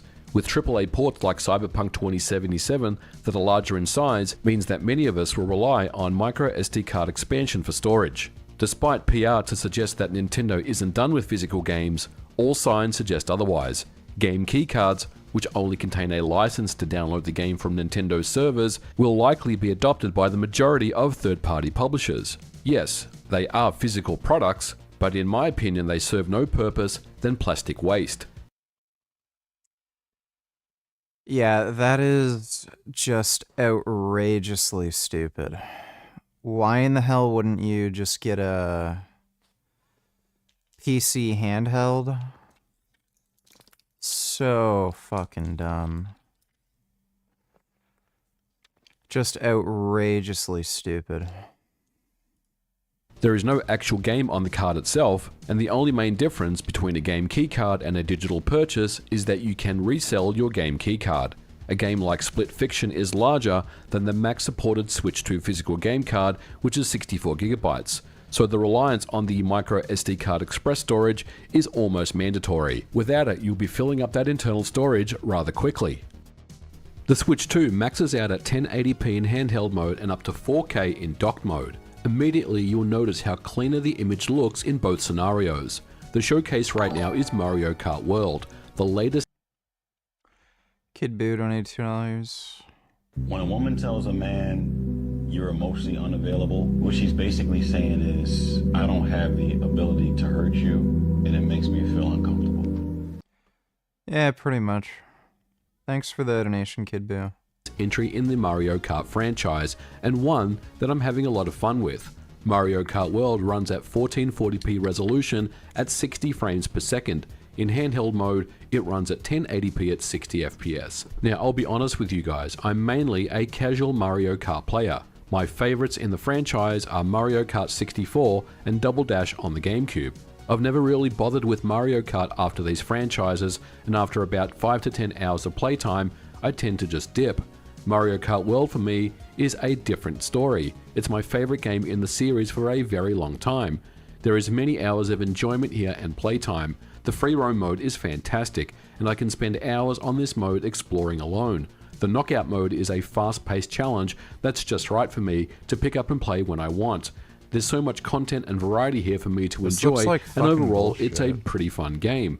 As a launch title, it's very good, but I will be honest, it doesn't reach the heights of other Nintendo launch titles like Mario 64 or Breath of the Wild, and I don't personally believe it's worth $80. Now, I'm fortunate enough to have bought the bundle, which for all intents and purposes offers the... Yeah, it looks like a stupid game for kids. Like, Burnout Paradise came out how long ago? Open world, free roam, faster. You know, the cars have, like, full damage models. Like, Mario Kart just sucks, dude. It's a terrible fucking game. Mario Kart has not been good since Mario Kart 64. That was the only good one. The game for an extra $50. I don't think I would have bought the game otherwise, regardless of how good it was. And it's in my opinion that Nintendo charges $80 for Mario Kart simply because they can get away with it. It's going to stay evergreen throughout the life cycle of the Switch 2, and they know it. I think $70 is right for the game. $80 I personally can't get behind. Fast Fusion is another launch title for the Switch 2, and it's a digital download only. And this is more of a curious tech demo at best for me. While there is a decent game in there, I don't think it's that appealing. However, the game does show off the power of the Switch 2. Fast Fusion supports up to 4K and targets 60 FPS with HDR, and it looks superb in both handheld and in dock modes. Perhaps the most popular of the third-party titles at launch is Cyberpunk 2077. CD Projekt. Oh, finally, I can play this game in a worse version on a Nintendo console rather than just playing it on PC or PC handheld. I gotta go out and buy the Nintendo Switch 2. Dude, the Switch 2 is such a fucking scam. Like, who the fuck would buy this garbage? Red has the complete version on Switch 2, along with the Phantom Liberty DLC, and it's an interesting showcase of what the Switch 2 is capable of. There are 2 frame rate modes available in the game, quality and performance. In performance mode, the game targets up to 40 FPS at 1080p when played in docked mode, and up to 40 FPS at 720p in handheld mode. So the OG Steam Deck gets better performance than the fucking Switch 2. Dude, like again, who the fuck would buy this garbage? In quality mode, the game runs at 30 FPS at 1080p in both TV and handheld modes. The game also supports a variable refresh rate in handheld mode for a smoother experience. Unfortunately, at launch, there is no variable refresh rate for docked mode on a TV. Nintendo originally provided this information, which they later corrected and apologized for, and it's unknown whether we will ever see VRR support in docked mode. This is definitely a huge miss for the hardware. In my experience with real-world tests, especially with the Phantom Liberty DLC, you will experience fluctuations in frame rates and traversal stutter. In one aspect, it's incredible that Cyberpunk is running on the Switch 2, and being able to play the game on a $450 hybrid device is quite fantastic. But on the other hand, it's not anywhere close to the optimal performance to enjoy the game. And if we are talking price versus performance, a $399 PlayStation 5 runs much faster. Dodo Donatillers, in my eyes, Mario is highly overrated. Sonic is loads better. By the way, are we going to watch Piers Morgan soon? Yeah, we're going to watch it next. Yeah, Mario sucks. I don't know why anybody likes the Mario games. They've always been boring, garbage, horseshit. Oh. Oh. Damn.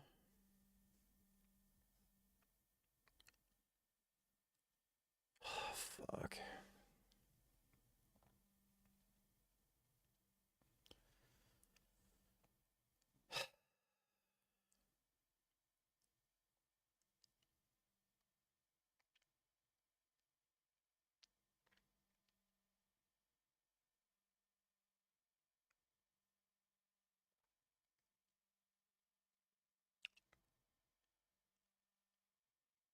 I'm constantly tired, and it's annoying. I don't want to be tired anymore.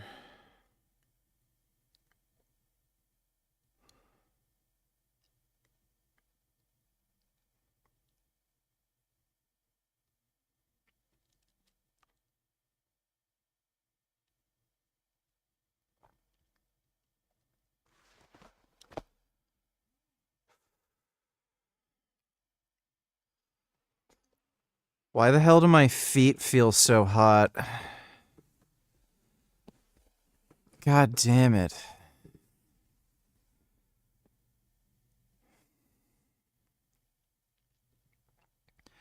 Oh, you know it's fucking bullshit? I wanted to get some new motorcycle jeans.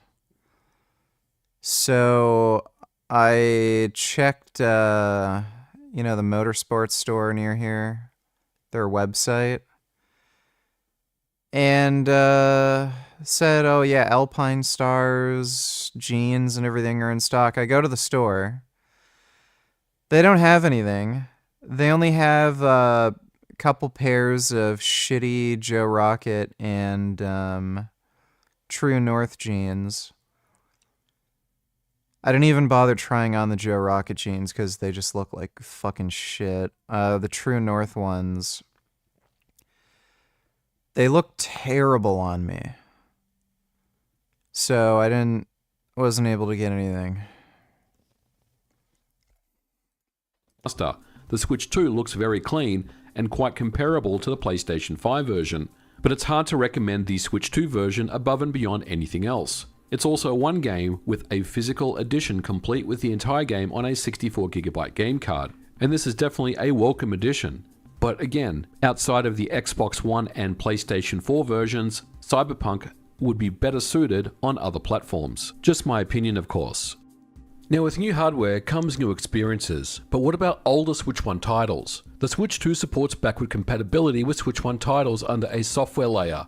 Recently I made a video covering quite a few games running under back compat. But in summary, many Switch 1 titles will see organic improvements to things like loading speeds, frame rates, and overall performance. This is a good thing, but there are some limitations. First, docked and handheld resolutions will see no increases at all. A game like Bayonetta 3 will hit a constant 60 FPS on Switch 2, which was simply unattainable on the Switch. This is a good thing. The downside is because of the larger screen and resolution of the Switch 2, in handheld mode, Bayonetta 3 still runs at 480p as its max resolution. This does look suboptimal on the Switch 2 and only further reduces the image quality. What in the fuck? They didn't even bother actually upgrading the games that they're making you pay extra for that you already bought to play on the fucking Switch 2. What would be nice to see is for Nintendo to provide an option to force a docked mode profile for backward compatible titles, regardless if the Switch 2 was running in docked or in handheld mode. But this may not be attainable as docked mode uses more processing power and may cause concerns for battery life. I do think Nintendo should investigate this option if it's indeed possible.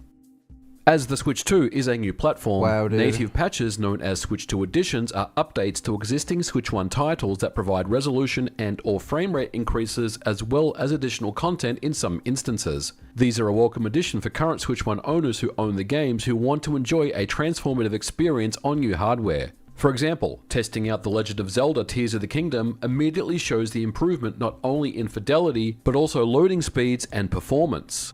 While the Switch 1 admirably did its best to keep up, it's obvious looking back that the Switch 1 was struggling. Tears of the Kingdom looks much cleaner with the Switch 2 Edition updates, and I expect to see many more titles see Switch 2 Edition enhancements in the future. But it also poses an interesting issue. Developers would be required to revisit old codebases running on older versions of the SDK to provide Switch 2 Edition updates. This requires time and work, and it's really down to fuck. 21st, donated $2. Usual suspects. Can't watch videos like that, yep.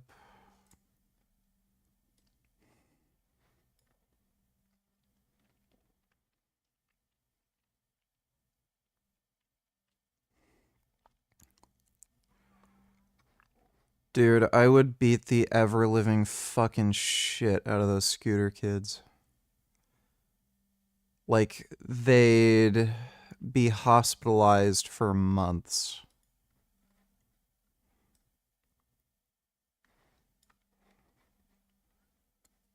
Yeah, I've already seen that one. Usual suspects.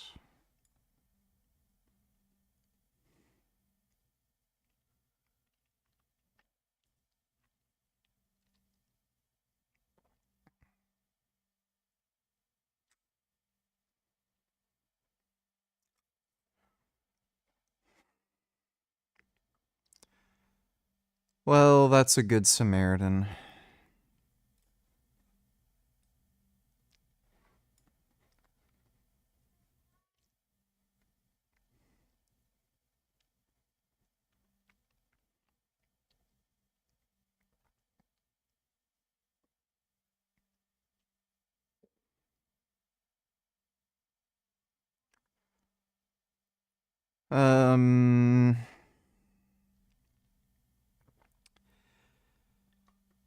Yeah. It's a bad idea ever letting him in. Thanks for the donation, 21st. Each studio to determine if they want to factor in the time and cost associated in doing that. In the worst case, it may not even be possible to do. While I do agree that any game with a Switch 2 edition is welcome, I also believe that for the first few years of the Switch 2, we will see many Switch 2 edition enhancements to fill that void while native Switch 1 titles are in development. If there's one brand new feature of the hardware that surprised me, it's Game Chat. Game Chat is the new feature of the Switch 2 that lets a group of up to 12 people chat while playing games. Now initially, I was in the camp that this was just a gimmick, as we've heard reports of only 9GB out of 12 available for developers. And much in the same way of something like the Xbox Kinect, it would be better suited to eliminate Game Chat and offer those system resources back to developers. But in its execution, Game Chat is really great. Initially, I was reluctant to use it because I felt like without a camera and a headset, it just wouldn't work right. But it's actually the opposite. You don't need a camera for Game Chat, and any USB webcam would work if you choose to. But what's even better is the built-in microphone on the Switch 2 works really great. It picks up voice from across the room and filters out background noise exceptionally well. This is all thanks to the NVIDIA chipset that's found in the Switch 2. 60, right? 60 frames? Yeah. Yep. I did try Game Share from the Switch 2 to the Switch 1. How's that work? When I did it in here, it wasn't great. So I tried to do it from dock to handheld for the Switch 1. As a comparison, while I'm on Xbox Live with a headset, I normally have to turn down the TV audio so there is no echoing over voice on the headset. With Game Chat, you can just relax and play in handheld mode. Dude, console players are, just retarded. Why in the fuck would you ever play a game without, like, headphones? Especially if you have a headset on. You have a headset. So, why are you getting audio from the TV? I don't understand. People on consoles are just fucking dumb. With the volume turned up and chat with friends without the slightest hint of echo. It's really great in how it works, and quite frankly, I love it. You can enable screen sharing, which shows a preview of each person's gameplay, which admittedly is only a tiny postage stamp in size, and for GameCube games. Right now, there's only a handful of them: F-Zero GX, The Legend of Zelda Wind Waker, and Soul Calibur, with more games announced and being added later on. Of course, I'm not the biggest fan of the NSO, and would much prefer ownership of these games individually, as was the case with the Virtual Console, but that's simply water under the bridge. That aside, the emulation quality of GameCube is very good. One criticism I have with the NSO update is that of the Nintendo 64 games. Nintendo has decided to add premium features that are locked to the Switch 2. These are CRT filters and rewind for N64 games on the Switch 2 as compared to the Switch 1. I'm seeing many reports of people saying that Switch 2 download speeds are even slower than Switch 1. Now, oh my god.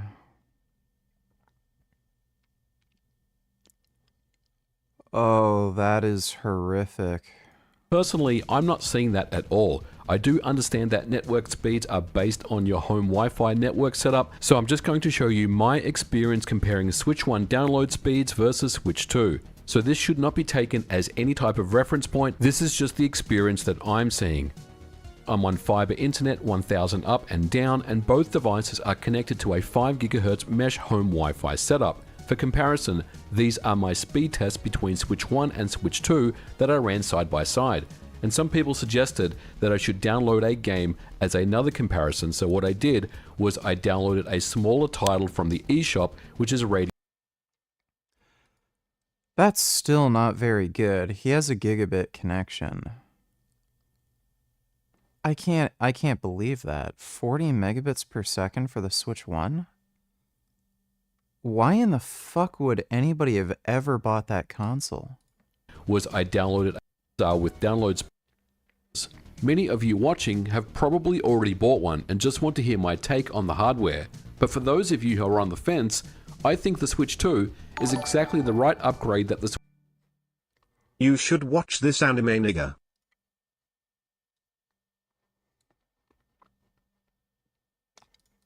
I've already watched it. It's good. Thanks for the donation, Kid Boo.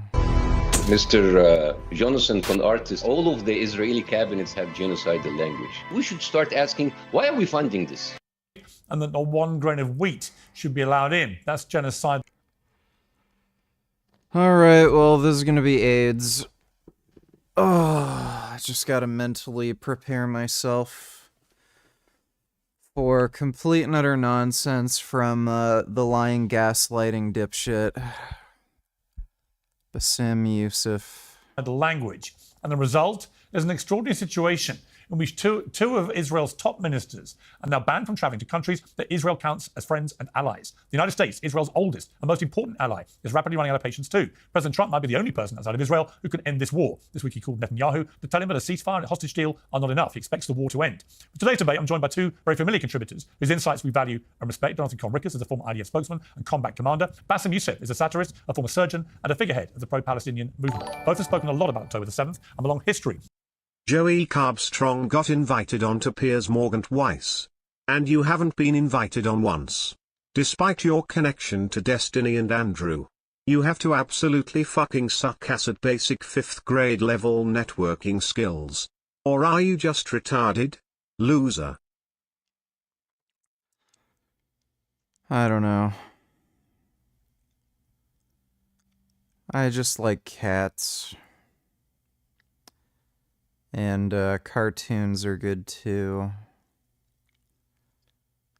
I just want to watch cartoons with my cat. Thanks for the donation, 21st. Of the war and indeed the conflict. So we're going to focus on what's happening now and what needs to happen next. Jonathan will go first, Bassem will respond. We'll try to give both of you equal time and statement to respond to. So let's get into this. Jonathan Conricus, first of all, your reaction to this pretty unprecedented news that two Israeli senior ministers have effectively been sanctioned by some of Israel's closest allies. Yeah, it puts into question if it really is a close ally. And I think I'm very disappointed. I think it is egregious. I think it's wrong. I think that decision is hypocritical. I think it is unfair and probably impossible standards that are only applied against Israel. And I think it is very unhelpful. And I think that Secretary of State Marco Rubio said the same words, very unhelpful for the UK and a few other countries to gang up against Israel and to do that. I will say that I didn't vote for either of those two ministers, and I probably don't share many of their views and definitely not their language and style of communications. But I will say that they were democratically elected, and that in Israel, which is more than I can say about a lot of people and so-called leaders in the region who are not under UK sanctions, and I think that they represent what their voters feel. Now, without espousing and supporting specifically what you quoted Bezalel Smotrich saying, when it comes to humanitarian aid, I think there's a bit of irony here that he is now sanctioned after he himself, as Minister of Finance, signed the budget that pays for humanitarian aid that is now being delivered to Gazans. As far as I know, more than 14 million meals have been provided by Israel and the Gaza Humanitarian Foundation over less than 2 weeks directly to Palestinians, without Hamas or their front organization UNRWA being able to touch, contaminate, control, and divert the aid. And I think that is positive development, welcome. I think that it is late in the game and we should have done it earlier, but I'm happy that it's being done now. I'm happy on two fronts because one, there is a need for food to be provided, and two, it undermines the control and the stranglehold that Hamas has over the Palestinian population. Okay. And I would also say under the same, just one last thing appears under the category of hypocrisy. I've read so many tweets and statements by so-called humanitarians who claim to care about food and the humanitarian situation in Gaza. They are the same people who are now saying that this humanitarian effort by Now Israel... you're a lazy ass nigger. Joey gets onto TV shows, news stations, podcasts, prominent figures debate him. And the best you can debate are literal 12-year-olds. Joey sends out constant emails and sets things up. You send one email and think that's enough. Okay, that's great. Thanks for the donation, 21st. I've had a long couple days.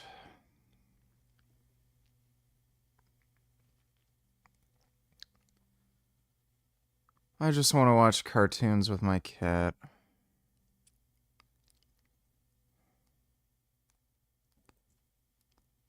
That'd be great. Yeah.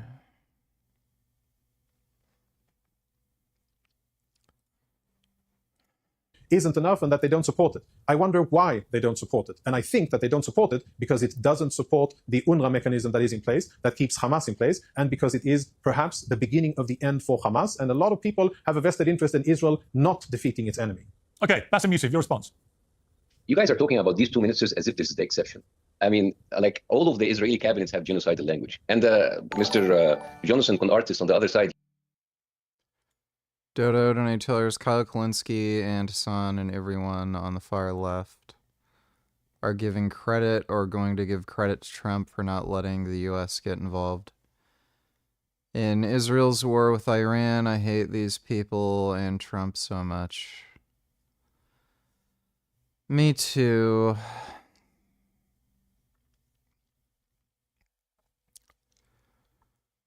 They're awful. Thanks for the donation, though, Dodo. He's like saying that they represent their constituents, which means the whole society, the whole community is genocidal. This is what they represent. And actually, like, I think like we're asking the wrong question. We should be asking, like, instead of what should we do, we should start asking, why are we funding this? Why is my tax money, $30 billion to date, went to Israel to buy 2,000 pounds bombs and F-35s to dump Palestinians? Why is your tax money, Piers, is going to the British government to finance this? If Israel wants to defend itself, let it defend itself by itself, not with my money. That is some of the most insane, retarded shit you could possibly fucking say.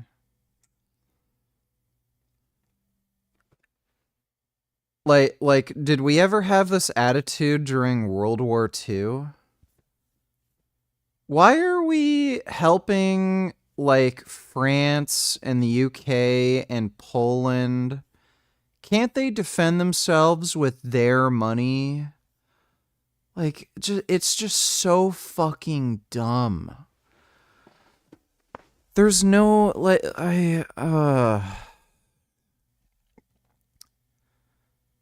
this whole topic is so draining because you're listening to nothing but absolute fucking retardation constantly.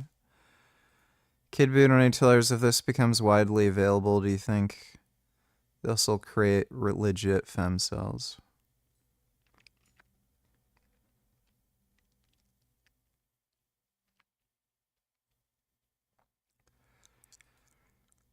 Yeah.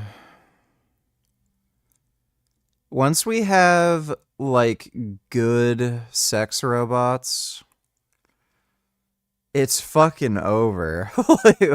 Why in the hell would you ever date a real woman? Like, unless you really like listening to nagging, yeah, there's no point. Thanks for the donation, Kid Boo.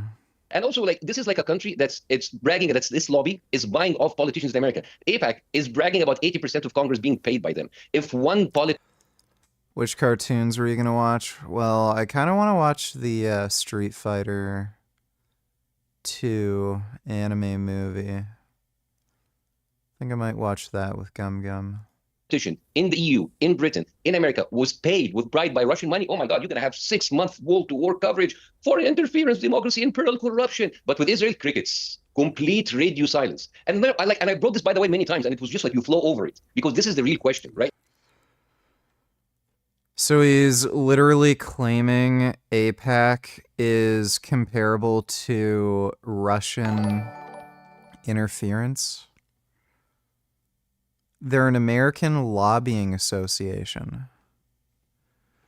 Dodo donated $2. Israeli N12 reports that Israel expects an Islamic regime counterattack within the next 2 hours. It's going to be a long night, VG. Are we playing games tonight? Can we play something good? Not Last of Us or some boring shit.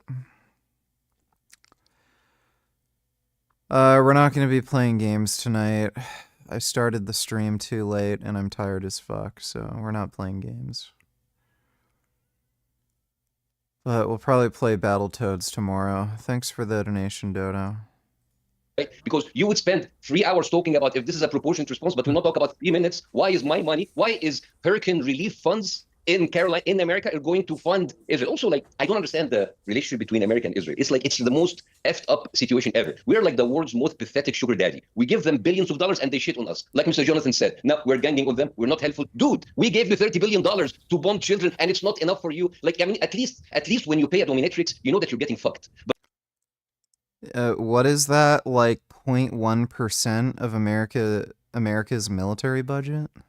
But this is just America having a public humiliation king while getting fucked, and they call this foreign policy. They are arresting American students on American soils for protesting Israeli war crimes. What the hell, man? This is like your crack whore making you beat your children for calling her what she is, a whore. This is what really boggles me in America. Are you releasing a workout video tomorrow? Are you shirtless in the video? Are you making vegan gains? Yeah, it's gonna come out tomorrow. Can show you some of the footage I shot.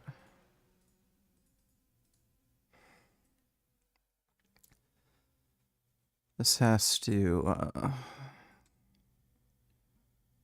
this just has to load. I'm actually interested. Let me just see if the Sony LUT works. Genuine question, do you regret doing OnlyFriends with your ex-wife? It seems like your views have changed on a lot of things, so just curious. No, I don't regret that. Thanks for the donation, dude.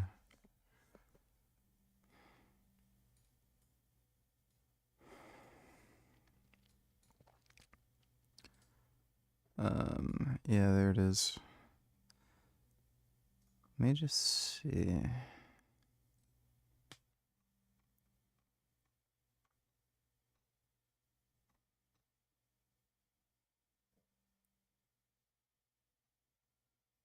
I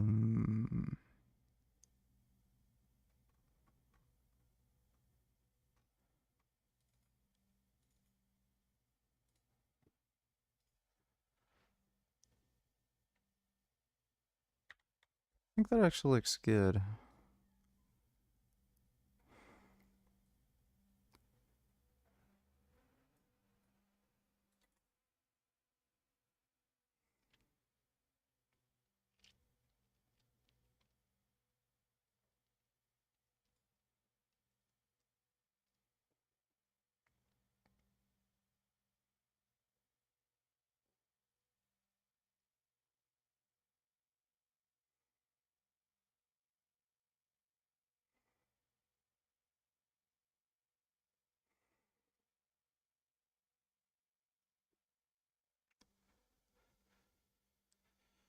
So yeah, that's some of the shit I shot.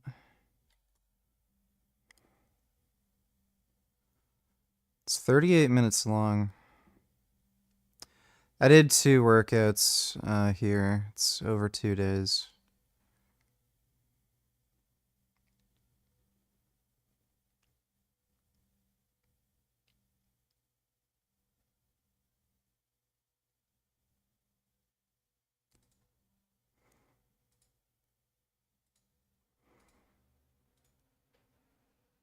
Let's see.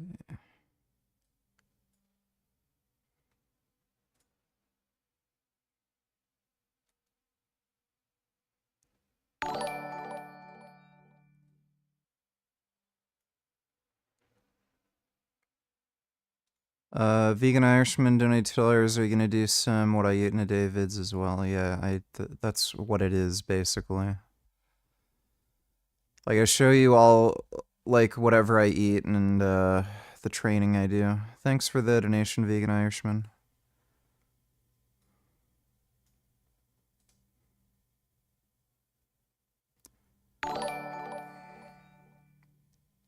Dude, the quality of the video is fucking good. What is the editing software and how did you get the file with that filter? It's Adobe Premiere and it's not a filter, it's a LUT. It's different than a filter. Thanks for the donation, Majin Buu. And this is with the new camera, the ZV-E1. It's the same sensor as on the Sony FX3, so it's really good in low light. Thanks for the donation, Majin Buu.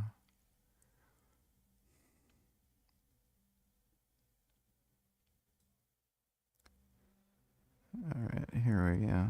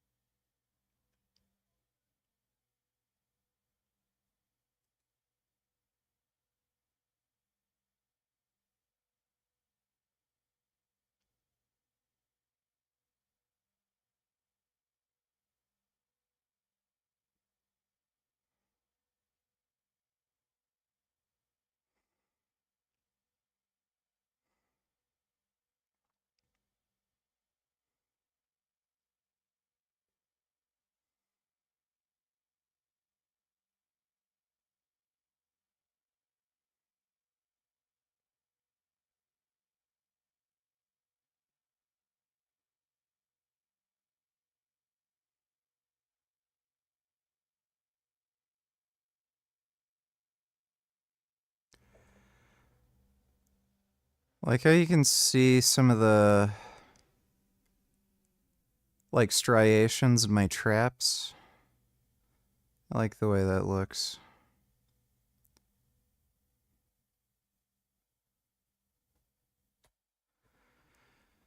Well, there you go.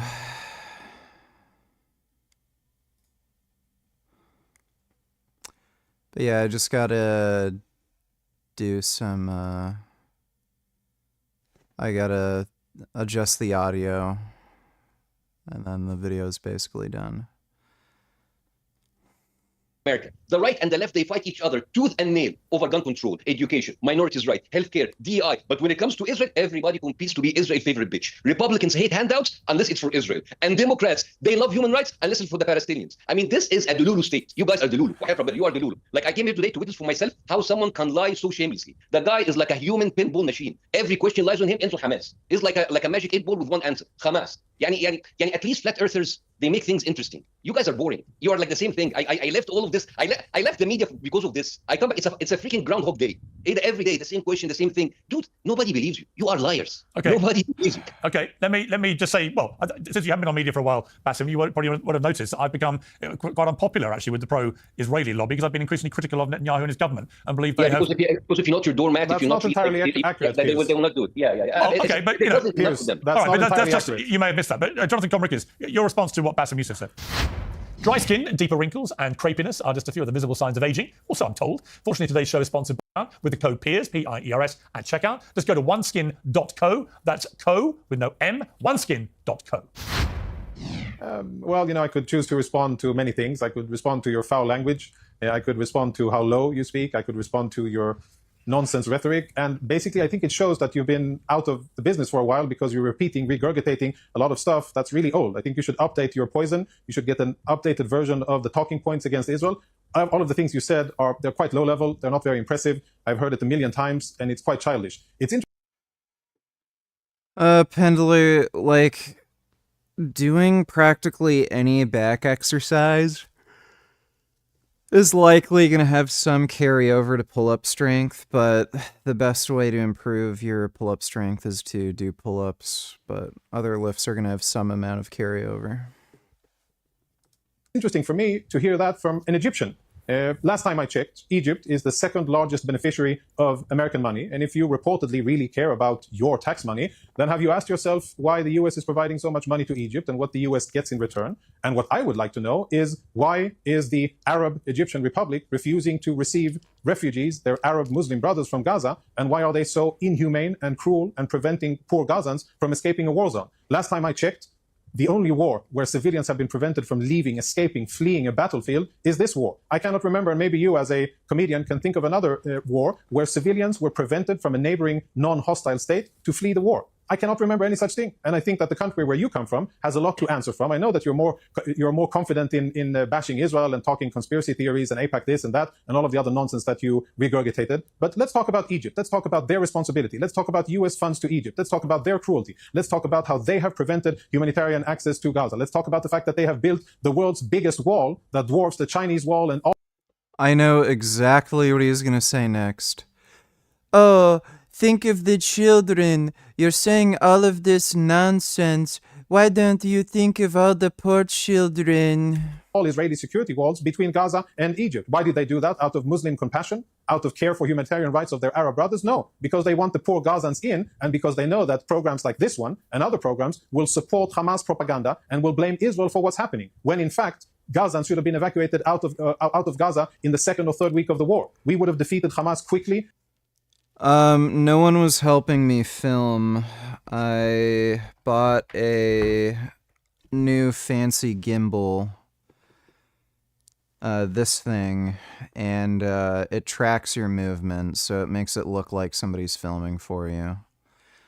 I'm thinking of getting the pro version of this and getting the LiDAR sensor. This doesn't have LiDAR, this is just a camera. I'll see. The pro version's expensive. With the LiDAR sensor, I think it's like $2,000, but the benefit would be the LiDAR tracking might be much better and more accurate and reliable. And the pro version of this gimbal, I think, supports up to 20 pounds. So I could get a really big V-mount battery, so I wouldn't have to swap out batteries, and I could also use that for live streaming. So I might invest in the pro version of that gimbal and then use that for all the other shots when I'm not working out. And with far fewer but just to be clear, unnecessary Jonathan, non-combatant just to be clear, programs like this one, hosted by me, which is the point you're making, I think, I'm afraid, I take exception to a 3-month policy of starvation of a populace that's been relentlessly bombarded that includes so many children. They weren't starving them for 3 months. They had food. That's my problem. And I think that the war aims, the stated war aims of Israel at the start of this, which was to eliminate Hamas and to get the hostages released, neither of those things have happened. All that's happening is more and more civilians are getting killed in the process of going after the Hamas terrorists. And you've taken also, as a government, to starving already impoverished children. And I just find that unconscionable. As indeed, by the way, do 2 former Israeli prime ministers who've gone on record as saying that. Yeah, they weren't starving. They had food reserves. And there was a very powerful piece by a Jewish writer, Thomas Friedman, in today's New York Times, saying Israelis, diaspora Jewry, and friends of Israel everywhere need to understand that the way Israel is fighting the war in Gaza today is laying the groundwork for a fundamental recasting of how Israel and Jews will be seen the world over. And he doesn't mean in a good way. He means in a very bad and serious and potentially dangerous way. So yeah, this program has evolved. It does stand for that. Well, I'm going to go to Bassem for his response. But since you brought that up about this program Piers, and what it leveled represents, 10 allegations against me, that is what I don't get to respond. Okay, well, I'm going to let Bassem respond. But that is my response to what you said. So Bassem. So I didn't, finish making a coherent sentence. Well, let Bassem finish first. Okay, by all means. I didn't interrupt you. I didn't interrupt you. All right? You asked me about Egypt. I'll answer you. You didn't. Egypt and I appreciate takes that. 1/3 of the aid that Israel receives, while Egypt has 10 times the population. Egypt never received $30 billion to murder children and bomb hospitals. Egypt was never There you go. The children. allowed to have the privilege of having more than 58 vetoes in the Security Council, right? And also, why doesn't Egypt take Palestinians? This is like someone going into Fifth Avenue, shooting someone in the face, and it's like, why do the neighbors don't bury the body? You're the guy doing the... No. So he didn't even respond. Every single war that's ever occurred Civilians have been able to go through humanitarian corridors and escape. Egypt is preventing any Gazan civilians from escaping. And then he makes this ridiculous analogy. Oh, if somebody shoots my neighbor, then why can't they come run in my house? Like, that has... Like, this guy is fucktard. They're killing, not Egypt. So stop talking about Egypt. Anyways, and I would like to, like Johnson and his likes, to please stop Zionizing us. Stop the Zionizing. Zionizing, it's a verb which means to gaslight someone with such shameless, narcissistic, psychopathic audacity that you deny reality to their faces while simultaneously playing the victim in your reality. They live in their own custom-made universe where facts are negotiable and truth is whatever serves them in the moment. And when it comes back and when you corner them, they back through tantrums, accusation, Hamas, and guys, your optic nerve is and your own soul. I mean, he was in the IDF and he tell you the most moral argument. Yani, we will not eat. And this is and if they claims from an independent perspective, because that would go a long way to answering the complaint, which is completely valid by Bassem, by airstrikes. So you know, there is Iran updates by Dodo donated $2. Let me see.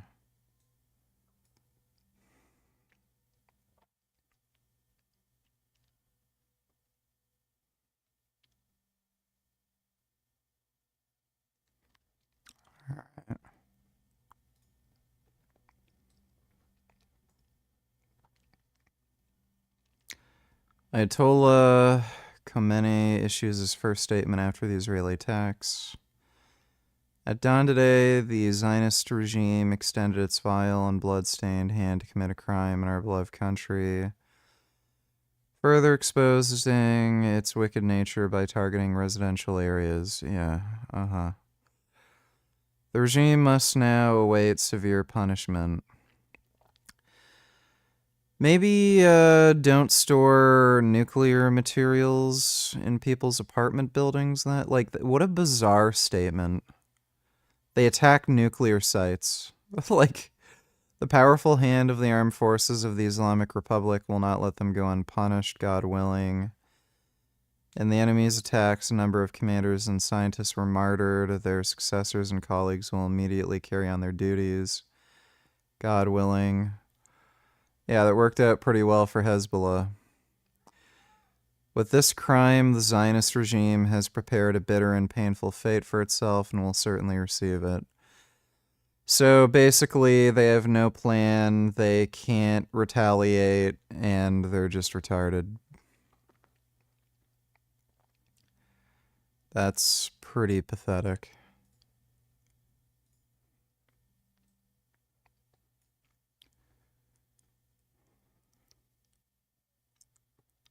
All right.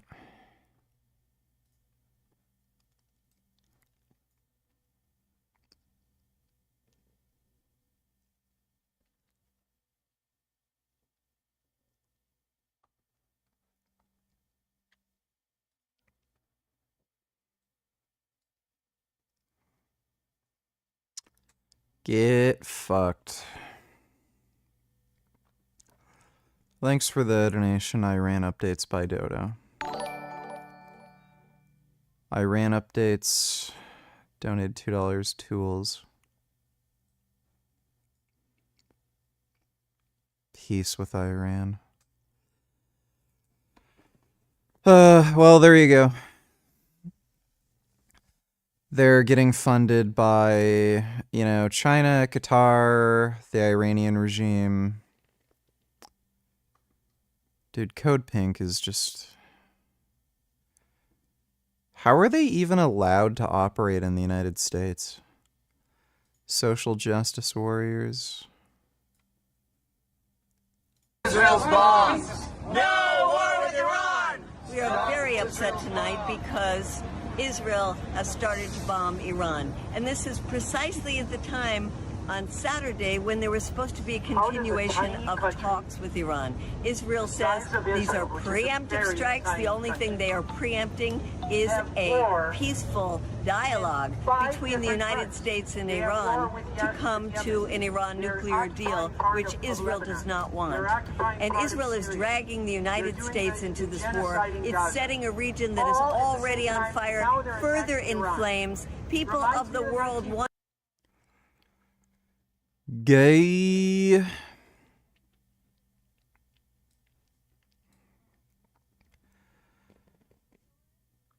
Heartbreaking in Gaza and Iran and throughout the Middle East, the US and Israel killed children indiscriminately. Fucking retarded. Not a dime for this war. Oh my god. Fucking loser. There we go. I knew it.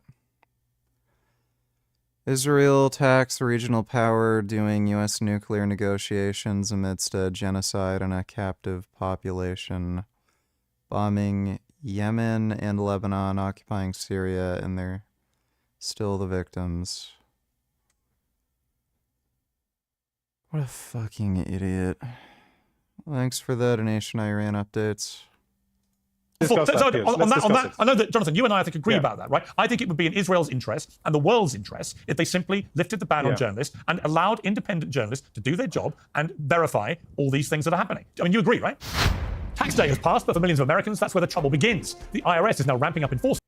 Yeah, I remember having this conversation with you, and I think it was that little Canadian Jew, self-hating Jew, I forgot his name, who repeated the same lies or the same story about media. And I remember telling you, Piers, that I will personally see you in the Gaza Strip. If you decide to come over, since you have been campaigning on this, and since I think that you have a point, I don't think that what you say is true, and I don't think that all of the allegations that you make, some of them are directly unfounded. But which ones out of interest? Which allegations are unfounded? What you said in the beginning of 3 months, the last 3 month blockade, food and aid, time to respond. Yeah, 3 months of starvation. That is nonsense. That is absolute nonsense. But you had a 3 month blockade, right? I mean, there was a 3 month. Well, hang on, Jonathan. So let me explain. You asked. You did your. Let him talk. He's about to explain, and then you just cut him off. You're saying nonsense, but there was a 3. You don't keep talking. And if you'll there allow was me a to 3 month explain, blockade of food and aid. You accept that? Oh my god.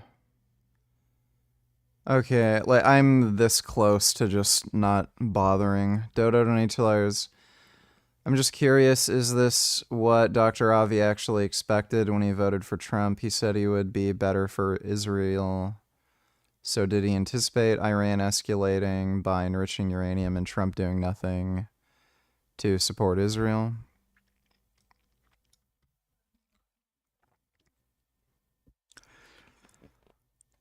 I'm really not sure. You'd have to ask him personally, but Trump is completely and utterly unable to negotiate. Like, he has a track record of this. He was president before. He was unable to really make any kind of negotiations, if you can call them that, with the Taliban. Basically, he just asked the Taliban to do a bunch of stuff. They said sure. They didn't do any of it. And then he never tried to enforce any of their agreements and then let them do whatever the fuck they wanted. Like, he's completely unreliable, and he also has no backbone whatsoever. He's a complete coward, and he's probably also lazy and just doesn't care about any of this too. So I don't know why you'd really expect him to really support Israel, because he doesn't care. So yeah, he's racist. He doesn't like brown people and Muslims, and his kid is Jewish, so you know, he's not going to prevent arms shipments to Israel, but if anything scares him or inconveniences him in some way, he's not going to support Israel. So yeah. Thanks for the donation, Dodo. Yeah, Piers, listen, we both know that I cannot be in a shouting contest with your mic with this situation, so I'm not even going to try. Of course you can. You can't just dispute there was a... No, I'm not. You have to agree there was a 3 month blockade. I will tell you what there was. There was, before that, a ceasefire, which was violated by Hamas, when Hamas refused to turn over hostages and to agree to the deal that was presented by the US with Egyptian and even Qatari support. Hamas refused to hand over those hostages and to continue the ceasefire. The ceasefire was ended and Israel returned to fighting. Now, during the ceasefire, Israel literally pumped the Gaza Strip with international aid, not because we very much wanted to do so, because those were the conditions of What the aid. happened when the That was what the ceasefire American ended? administration. What happened when the ceasefire ended? And when the ceasefire ended, Israel stopped allowing that because fighting continued. And Israel killed 300 people. Really It was reported the next day, Israel killed 300 people. But here is the really important I don't expect part, even you to Piers. try and explain they were all terrorists, right? So they killed 300 people the next day, Here- and you launched, and the Israeli government I'll launched get a to that. 3-month blockade of food and aid. These are simple facts. And Israel did indeed stop providing aid to Right, its that's all I enemy said. So and what to did the I say that was wrong? population there. But it was not a tactic of starvation. Nobody What else is do you call it? starving in Gaza.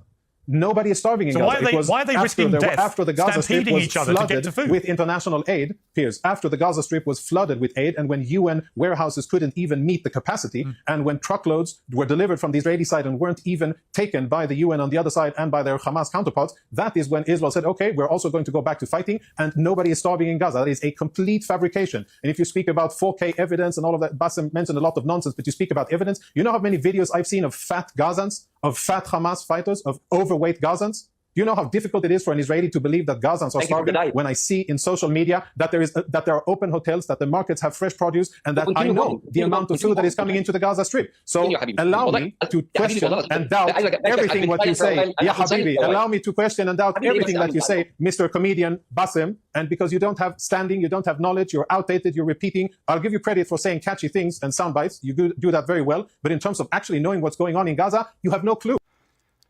If you're skinny fat, you can just recomp. You can lose fat and gain muscle at the same time.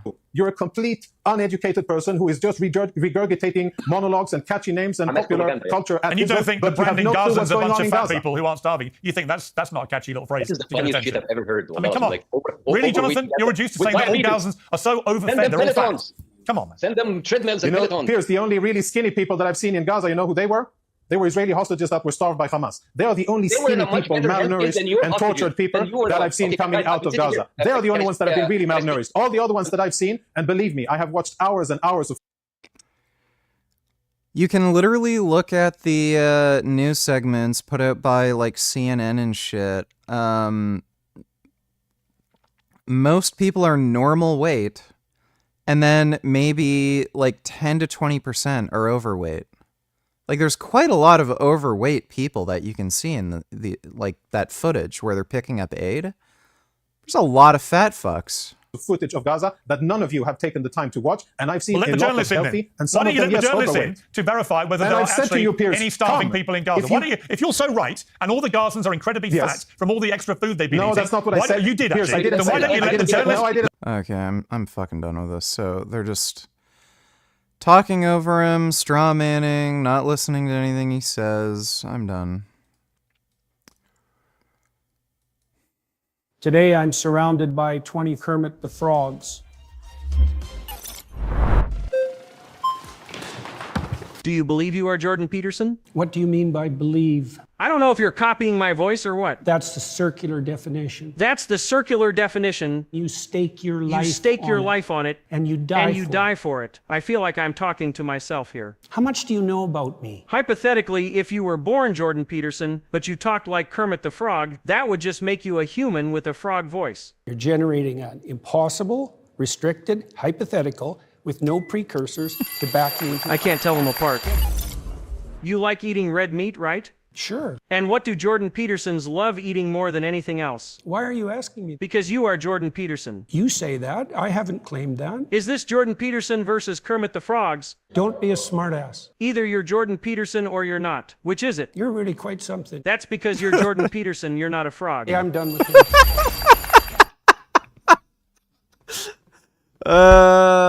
Damn. Oh, that's good. Oh, that's a good one.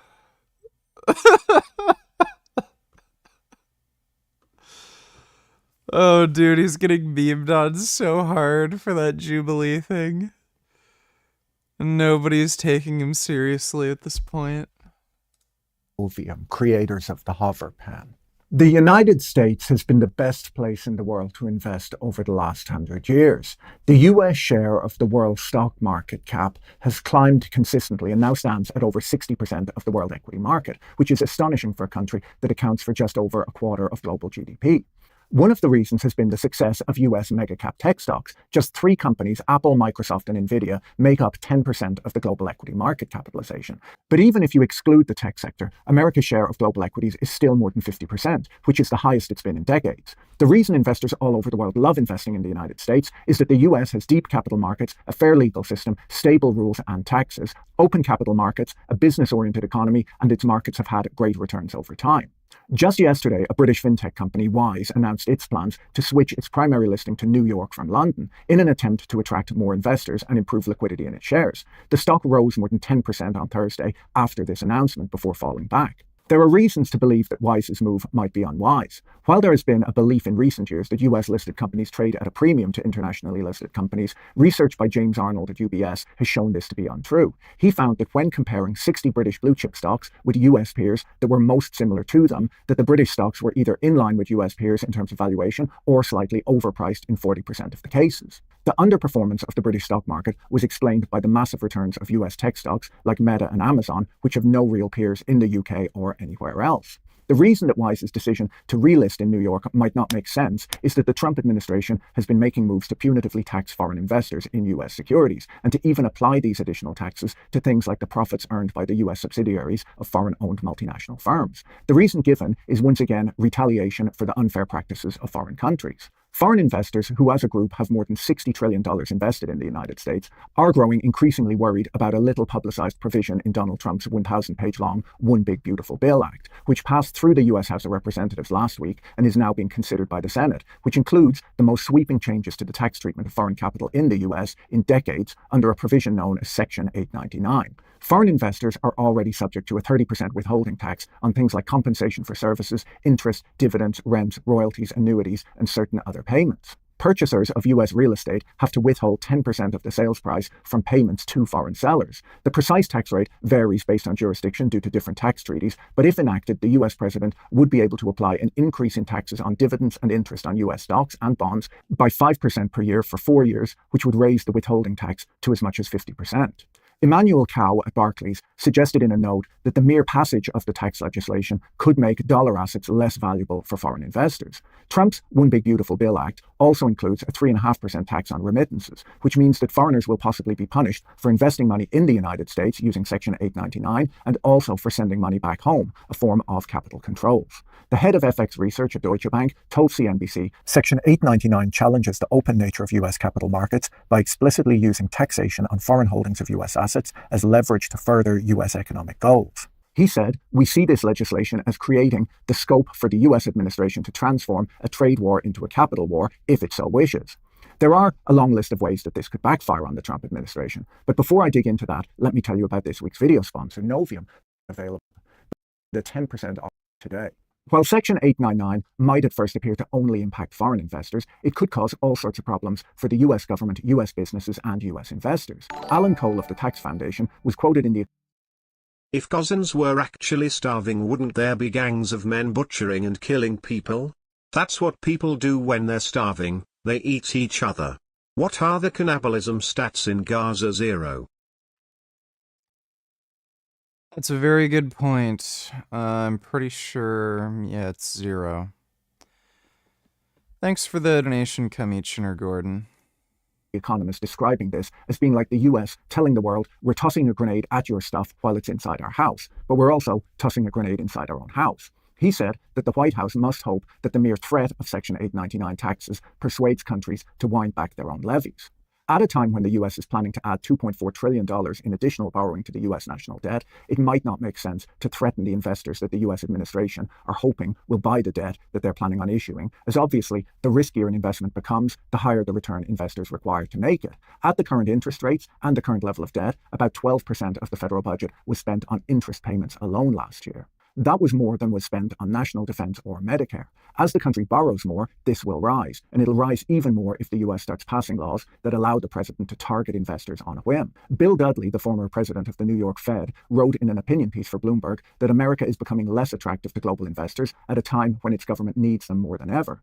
He cited the uncertainty of Trump's trade wars and the US government's dire and deteriorating fiscal position as reasons for tepid demand and rising interest rates. Section 899 applies not just to taxable foreign investors, but also to foreign governments, including sovereign wealth funds, state-run pension funds, and possibly central bank reserves, which under US tax laws are exempt from federal income tax on US source income from investments. The wording of the bill that passed the House of Representatives leaves it unclear whether it would apply to foreign holdings of US treasuries or not. If this tax reduces demand for treasuries and the US still wants to sell them, they'll have to pay a higher interest rate, which will just negate the tax. And while the higher interest rate offsetting What's new with Frank's eyes? Popping into the live now.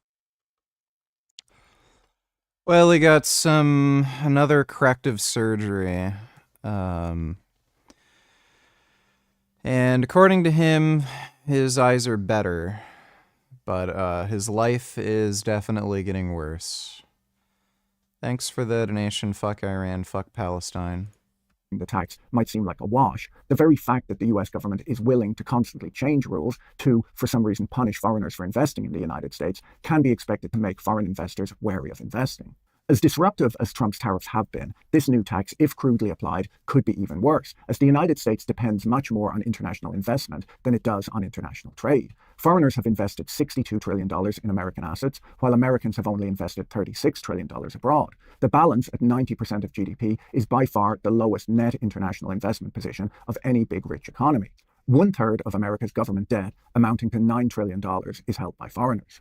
The impact of Section 899 on businesses would likely be greater than its impact on investors. While the US claims to want foreign firms to set up factories in the USA, they are, on the other hand, threatening a high tax that would reduce the return on any investment they made. President Trump has been very busy over the last 6 months announcing all of the investment that he's attracted into the United States, and claims on the White House website to have attracted more than $10 trillion in commitments for foreign direct investment. The libertarian think tank, the Cato Institute, disputes that claim, reporting that a number of the companies on the list included in their announcements previously planned spending or developments that were already underway. They say that other announced deals have classic wiggle room, such as ambiguous timeframes, or are conditioned on the economic environment.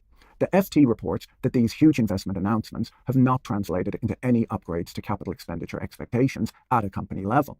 They report that almost 70% of Goldman Sachs equity analysts who cover companies with recent investment promises say that the pledges mostly overlap with their prior plans. They say that whether these announced investments are genuinely new or not, many of the projects are likely to be scuppered because of business uncertainty, pointing out that BCA Research's indicator of business investment intentions across the US is already in recessionary territory. The Tax Foundation estimates that over 80% of current US inbound foreign investment comes from nations covered by the legislation, like Australia, Britain, Canada, and the EU. The large Asian economies might, for once, get to watch from the sidelines. Japan is the only Asian country with an undertaxed foreign profits rule, which is not yet in effect, and China has none of the offending policies. I can't imagine that if Section 899 is passed into law, that any foreign firms will be moving money into the United States to have their returns taxed at a 50% rate. The wording of the bill leaves it unclear if it would apply to Treasury bonds. If it did, the yield on Treasuries would fall by around 1%, making them unattractive to foreign investors. Considering how much the US is planning to borrow in the next few years, it seems likely that the Treasuries would need to be exempted from Section 899, but that's not yet certain. The Economist argues that even if they are exempt, foreign buyers might reasonably wonder if the rules could change in the future, and that scaring them when there is such a big deficit to finance is reckless, especially when foreign... No, Gummy never hisses at me. He'll bite me if I'm taking too long to get his food, but he never hisses at me. He's a really sweet kitty. Oh.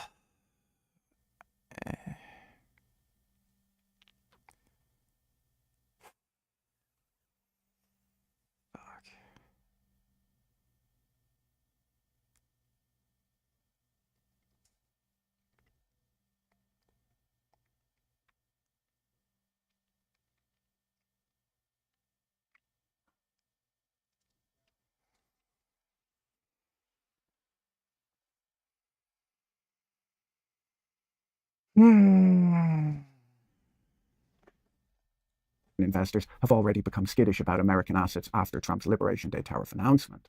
Bloomberg reports that Section 899 would likely hit U.S. companies who have borrowed from international lenders, as many lending agreements require borrowers to cover surprise tax hikes if they're enacted after the deal is signed. These requirements are known as withholding tax gross-up obligations, and they require borrowers, so U.S. firms, to remit the withholding tax to the U.S. government, but then they must gross up their payment to ensure that the lender still receives the full amount of interest owed.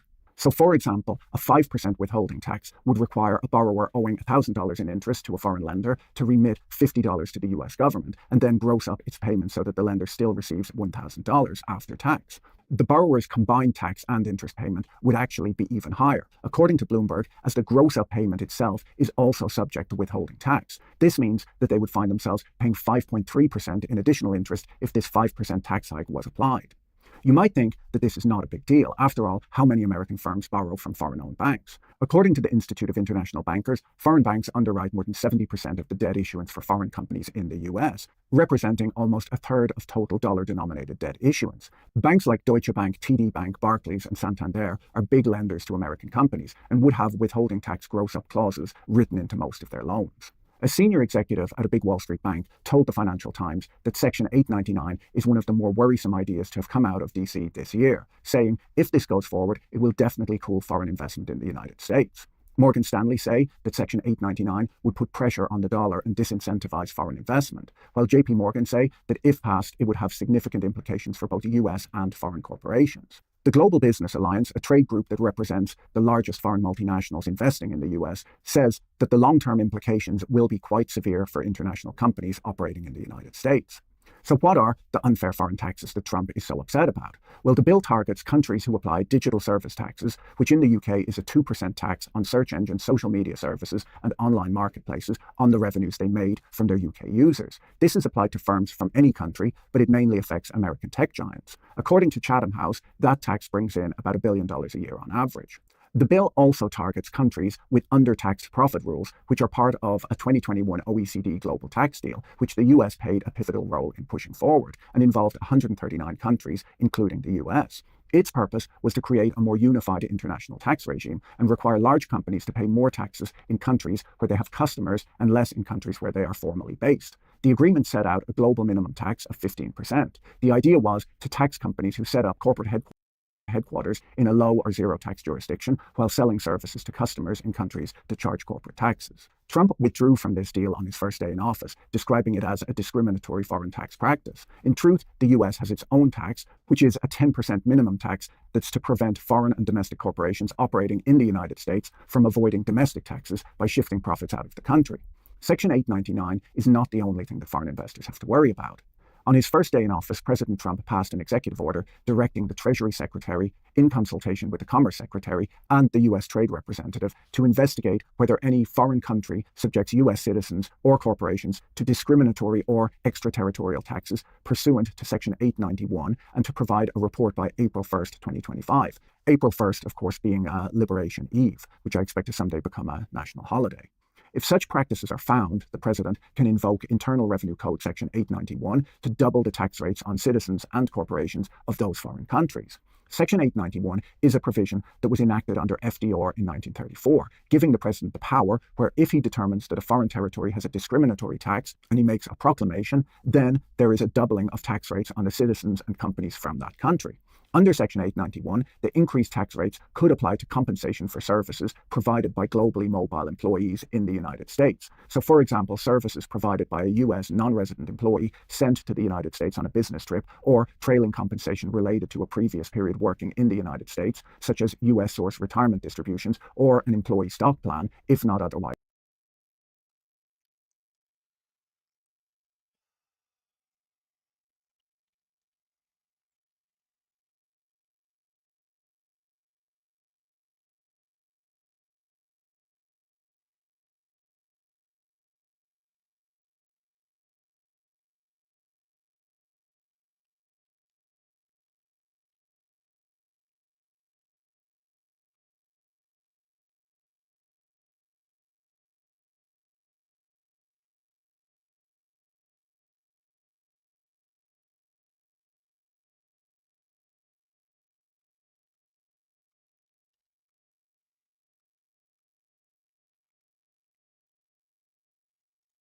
You need a bath. Please, this way. Unreal. Hey, you! I left you some fresh clothes. I heard you. You can leave now. Why, yes, master. Your wish is my command. Ugh.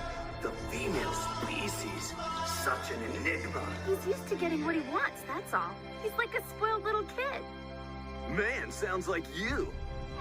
My mom, she falls in love with my dad. Of course, you can never admit that he loves my mother. No shock there. I know them, and man, oh man, they're the feistiest two people I know. What is she doing here? Bulma, I do this for you. Say something, are you okay? What did you do to my Bulma? That man never once told me he cared about me. You. I'm gonna have to go to bed. I didn't expect to stream for too long tonight because I've had a very long day. But a new training video is going to be out tomorrow. It's like a training what I eat in a day sort of vlog thing. So everything's like put together and edited. It's just I have to make a few small adjustments for the audio and crap.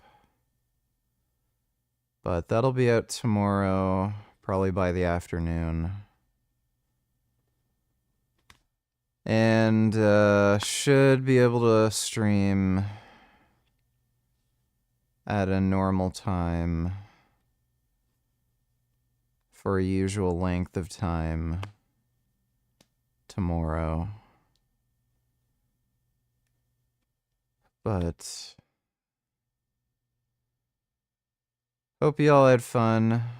Big thanks to everybody who donated on Streamlabs. Really appreciate it. I love you all very, very much. Especially your cats. And sweet dreams. I'll see you all tomorrow.